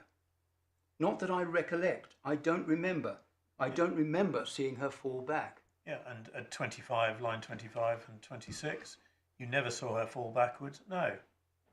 I said that because she was on the floor backwards when I saw her. Yeah. So I just assumed she fell backwards. Yes. All the judge is doing is saying that's not the account given to the police officer at the start. Yes. So are you saying the judge was wrong to draw attention to the fact there had been a difference? No, but he's wrong, not wrong to draw attention to it.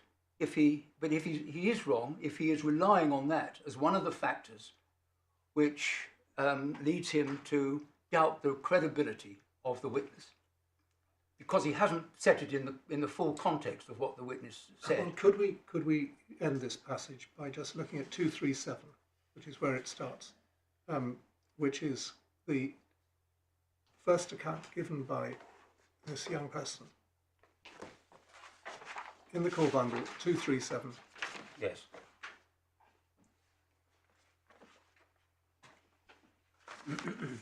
Bottom of page. That is a note taken by a police officer of as part of a series of discussions with the family. It's not a verbatim account. It's a note of what the officer was being told. And that's the extract the judge had in mind.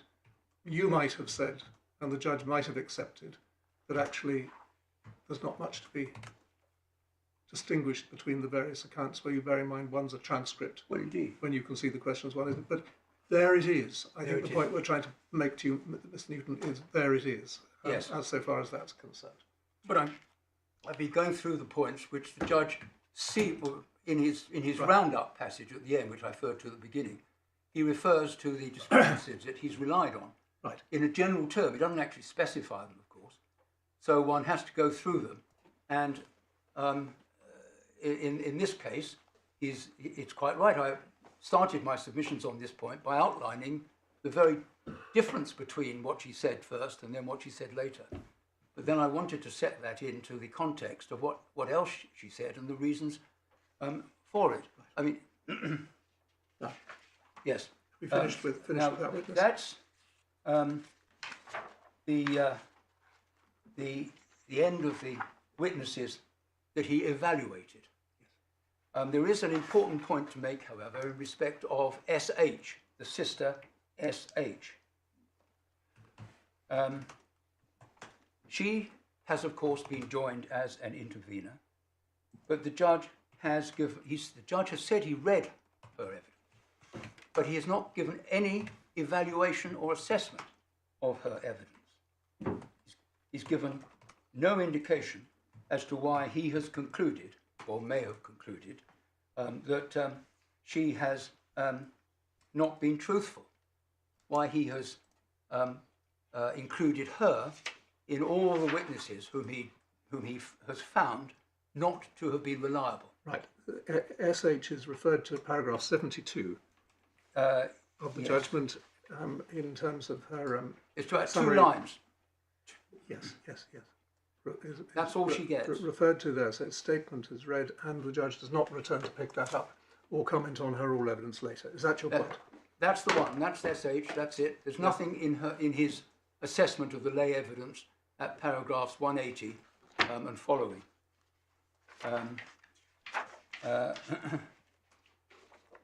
In our submission, it was incumbent on the judge to evaluate the evidence of all of those in the pool of possible Is burden. that something that he was asked to do in clarification? The point, I can't remember. There were so many points of it clarification. was, yes. Right. And so let's, in fairness to the judge, look at what... Yes. He says he read her evidence. He doesn't actually... well, let's see. You. In the clarification transcript, it's at CB 108, and in the clarification document at CB 112, he refers to it twice. In our submission, what he says there is not an evaluation, it's totally inadequate. Well, I don't have in my mind what was in paragraph 14E1 of the clarification document. But I can't even remember whether we had the clarification. No, we haven't got... Right, so what did it say? What was your request for clarification? I think the request was, it pointed out that he hadn't mentioned in his judgment her evidence at all. Right. And what did he... Well, did it, for example, say to any... I mean, the purpose of clarification documents is to try and help the judge. Yes, oh, help absolutely. the parties. Yes. And simply saying to the judge, you didn't mention this witness, Yes.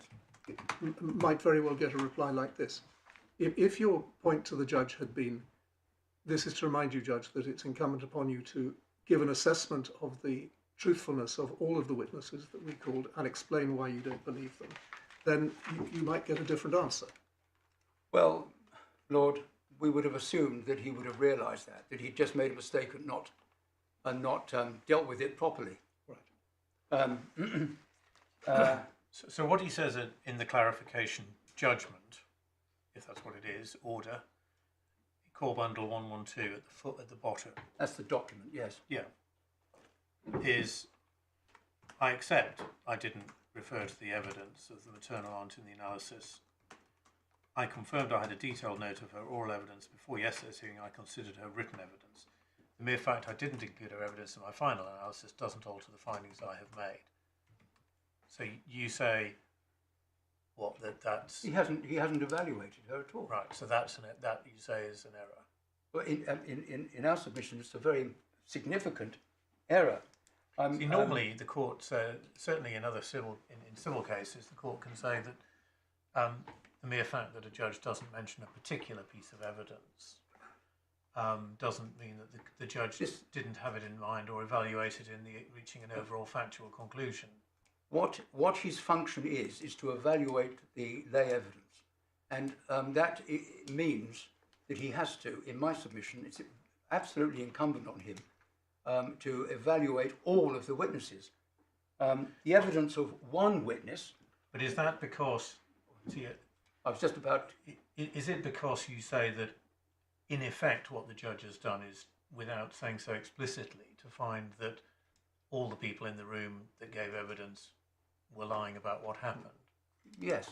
Right, but as a general proposition, the mere fact the judge doesn't refer to every piece of evidence. No. But here we've got 6 interveners, all faced with the possibility of included in a pool of possible perpetrators, and he has to examine what each one of those interveners says.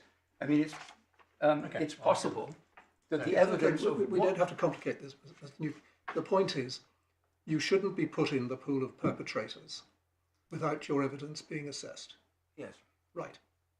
But it goes beyond that. It goes beyond that, because it's possible that one of the witnesses to the incident may be so compellingly honest or so compellingly dishonest that it provides key information in respect of all of them.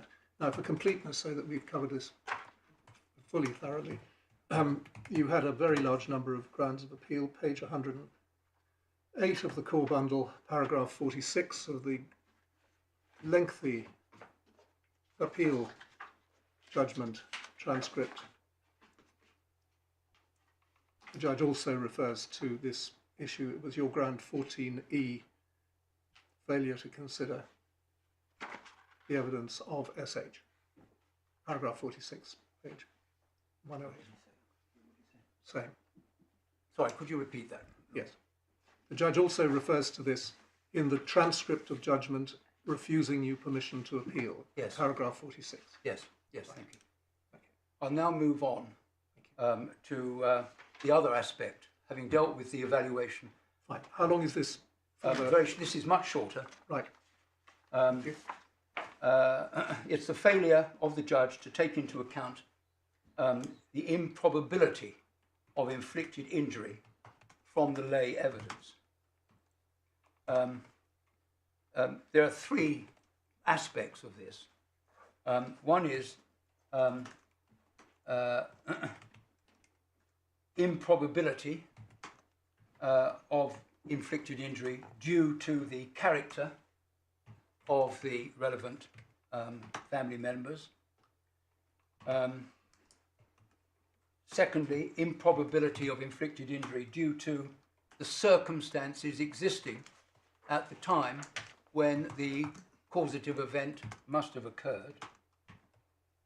And improbability of inflicted injury due to several features of the family evidence, which is, in our submission, impossible to reconcile with anything other than true accounts. First of all, as to improbability of inflicted injury deriving from the family member's character, the judge accepts their good character in paragraphs 180 to 181, but it is unclear how and to what extent he took this factor into account. All the judge says at 181 in the last sentence is, those are features of this case which are clearly in their favour. Has he taken it into account so far as improbabilities that people with their record across the board are unlikely, without more, to have committed this type of inflicted injury, an episode of shaking, or indeed perjured themselves in the way that the local authority was suggesting. So that's the first aspect of improbability. Well, all of your submissions go not just to inflicted injury, but also to perjury. Sorry? They all go to inflicted injury and perjury, don't they? And Perjury. And perjury, yes, absolutely, yes. The second point is that the position is much clearer in respect of improbability of inflicted injury deriving from the circumstances.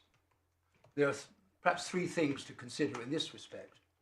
What was the improbability of injury deriving from the circumstances? Secondly, how did the judge assess that improbability, if at all?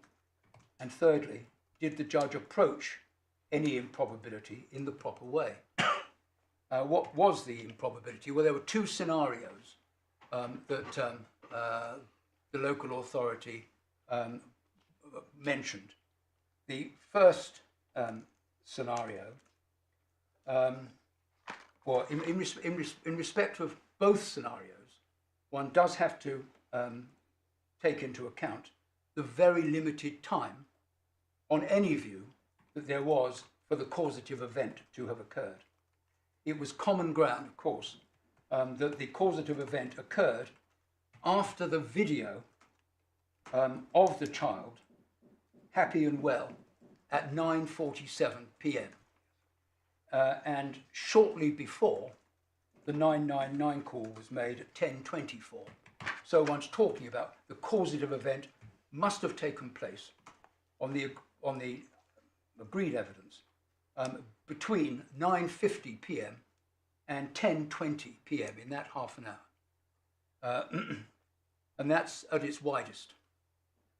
The first scenario is that the shaking took place in the lounge with everyone present. This was the point that the one scenario that the local authority commented on, but thought that the judge would struggle with this and obviously didn't think that it was very likely. So the local authority then suggested a second scenario, namely that because the child started to play up, there's no evidence of any of this, because the judge started to play up, became a nuisance, one family member took the child out of the lounge to some other part of the house and inflicted the injuries in that other part of the house before bringing the child back to where the other people were gathered. That was the second scenario. The second scenario in our submission is as unlikely as the first. It is unlikely that the child would have been taken upstairs because two other children were sleeping up there. Downstairs there was only a bathroom and a kitchen which can be seen into from the lounge. All right, well, can we, for our purposes, advance on the basis that you had a credible submission that there was a very high degree of improbability? Yes. Because of the extremely unusual identity of time, place, and presences Yes. there, Yes. which made this a very unusual case. Yes. So we need to go to the skeleton. Right. Where's my skeleton?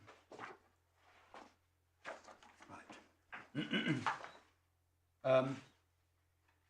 And to page 9, where in paragraph 13, little g,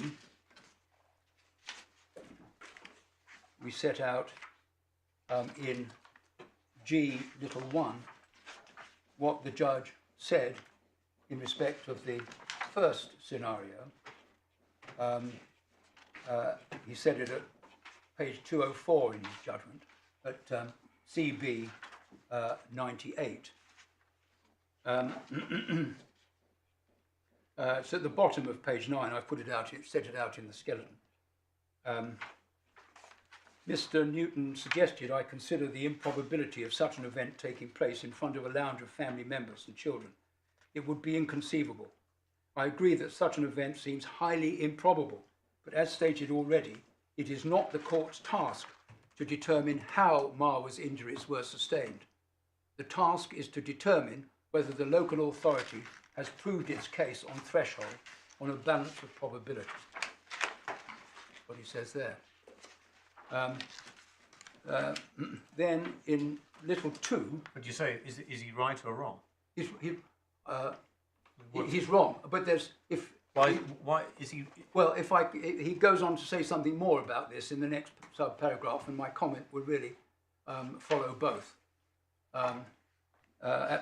He goes on in paragraphs 47 and 48 of the clarification transcript at CB 109. He expands on what he said earlier and what I've already said. In paragraph 47, he says it would be useful at this stage just to remind ourselves of the legal document that Miss Jenkins provided to us, and it's page 6 of the bundle of authorities. It's an extract from the House of Lords in Re B, where Baroness Hale says this: in the context of care proceedings, this point applies with particular force to the identification of the perpetrator. It may be unlikely that any person looking after a baby would take him by the wrist and swimming against the wall, causing multiple fractures and other injuries. But once the evidence is clear that that is indeed what has happened to the child, it ceases to be improbable. Someone looking after the child at the relevant time must have done it. The inherent improbability of the event has no relevance to deciding who that was. And this is the important point.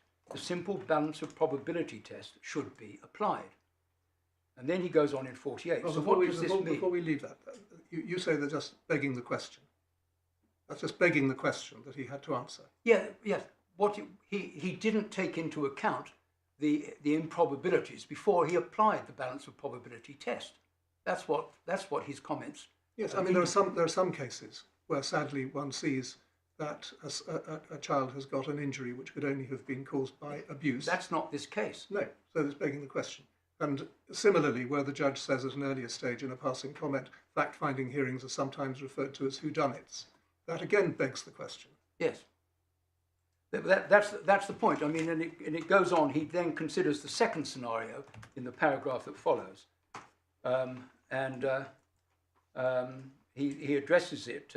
So I make reference to the dispute, makes the point that I failed to take into account the improbability of a family member leaving the sitting room to take the baby who was behaving in an annoying manner elsewhere and had to calm them down.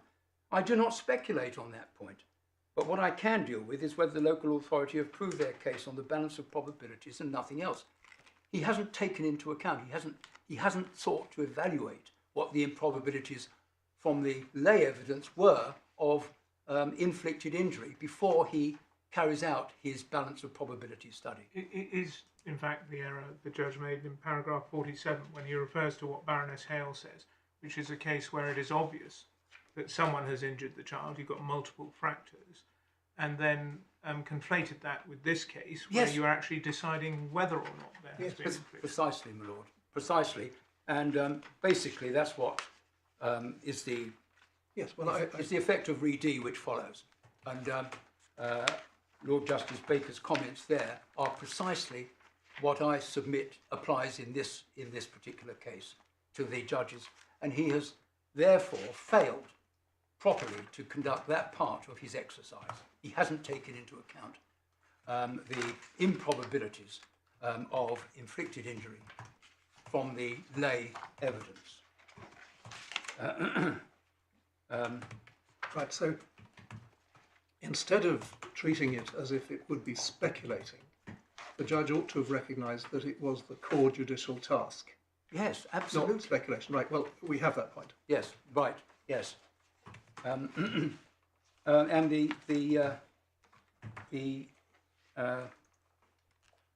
the other aspect of improbability, which he didn't advert to at all, despite it being asked for clarification, is as set out on page 11, in paragraph H of our skeleton, that he failed to take into account several factors of the relevant family members' accounts that make it extremely unlikely that those accounts are fabricated.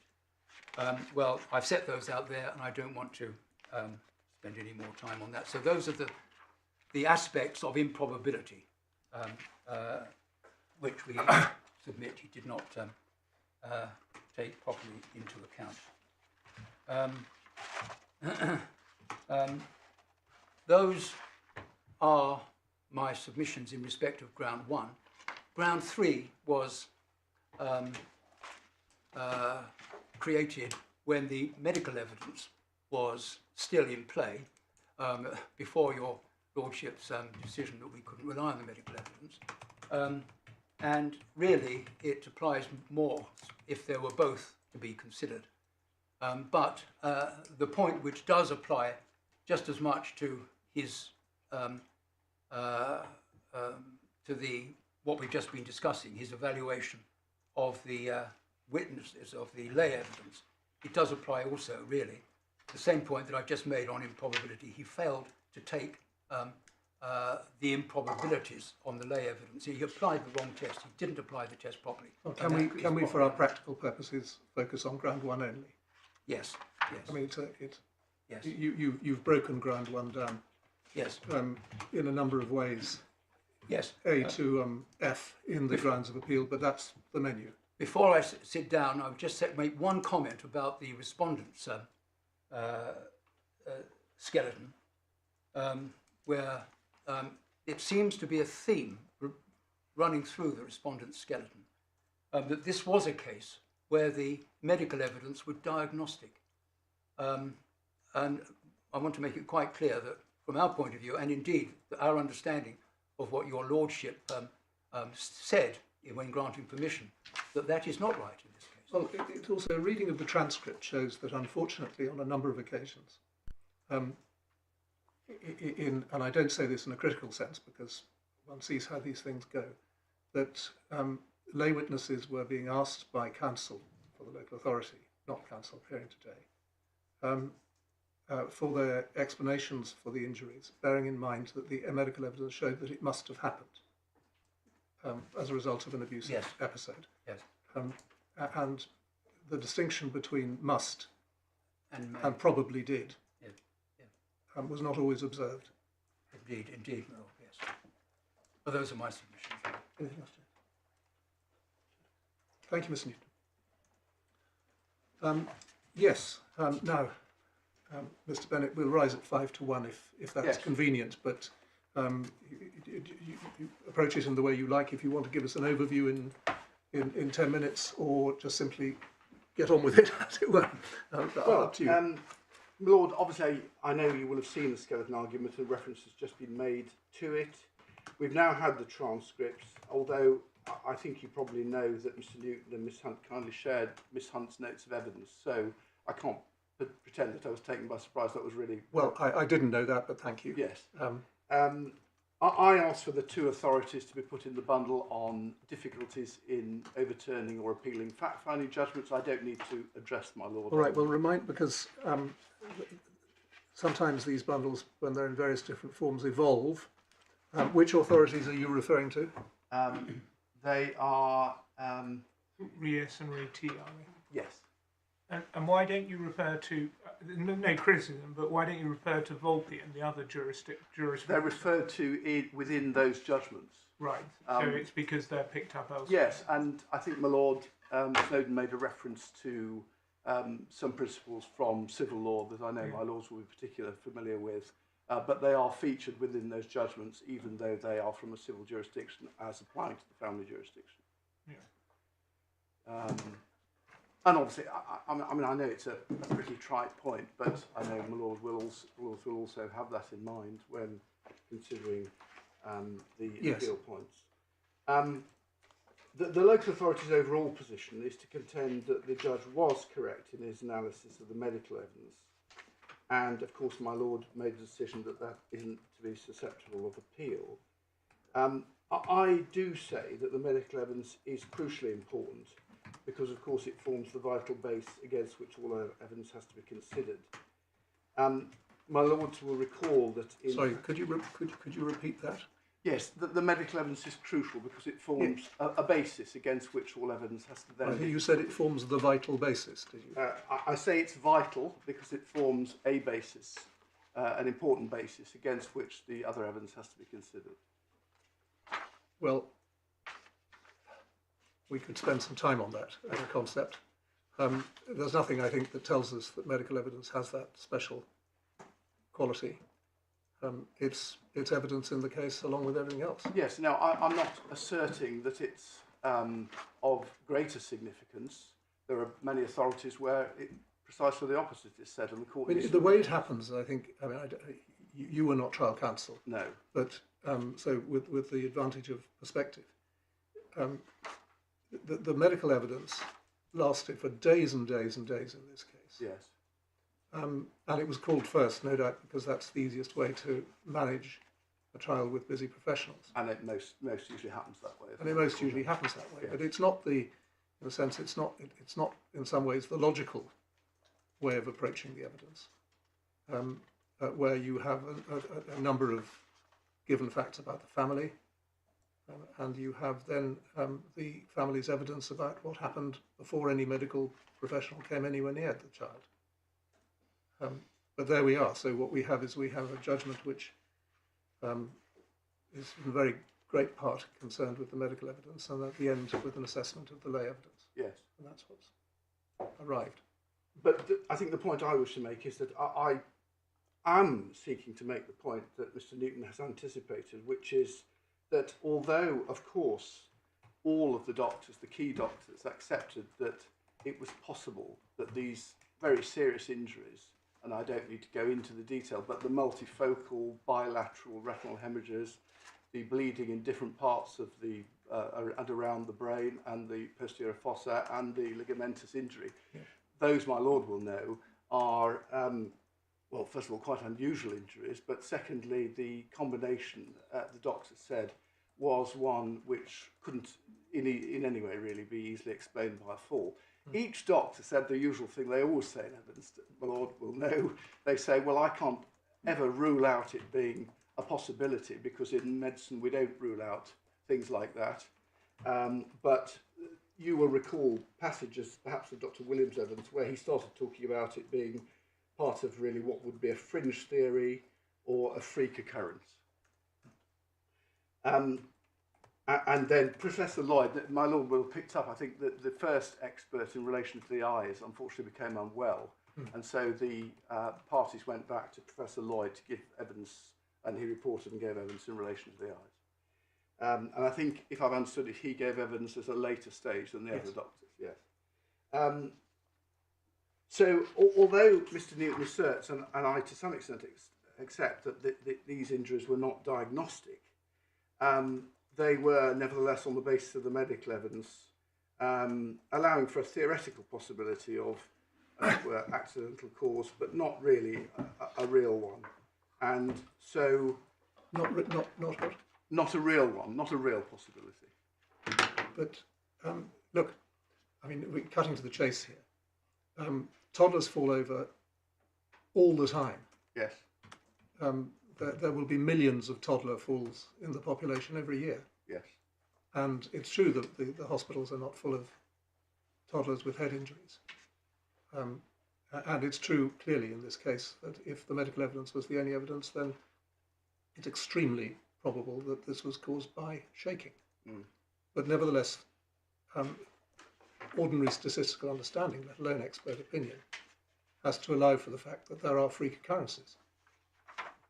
And so the question is whether, because there are freak occurrences, and you know that there will be some, whether this is a pre-toddler who was that freak occurrence. And I mean, that's the issue the judge had to deal with. It is, but there was no medical evidence in support of that in reality. So the judge had no medical evidence to support that this fall, as described, a simple fall.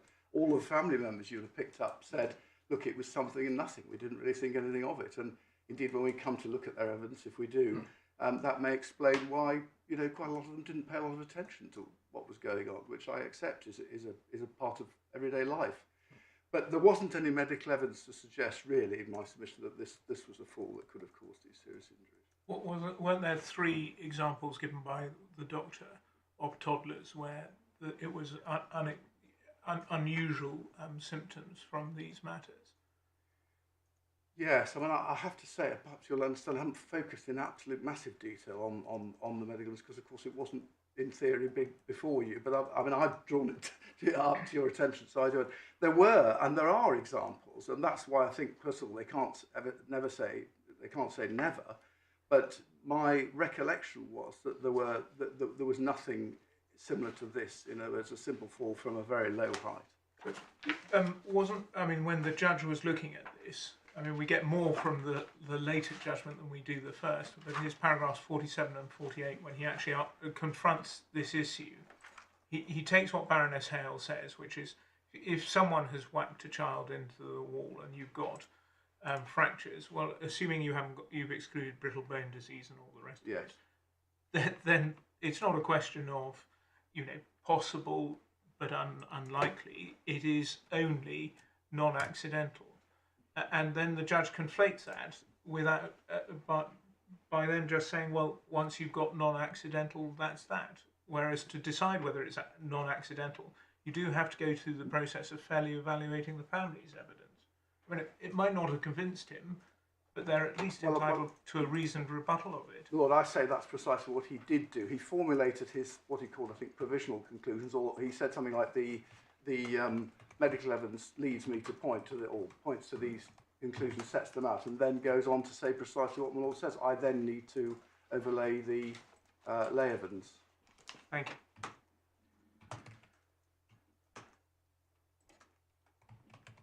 you. We do have in a very helpful and condensed form the judge's conclusion about the medical evidence at paragraph 178, which is on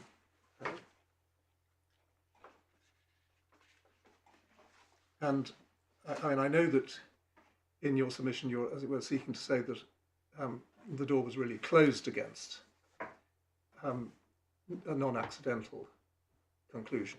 An accident, yes. An accidental conclusion, yes. But that's not really, that wasn't the judge's finding.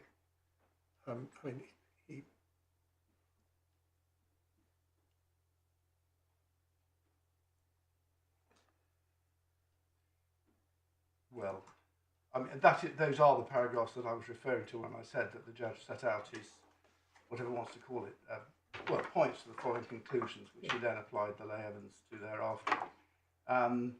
There were a number of features which individually and collectively pointed very strongly towards this being a shaken child. Yes. And the local authority had no other evidence. There was some detour in relation to the history of the eldest daughter, which was really very unprofitable.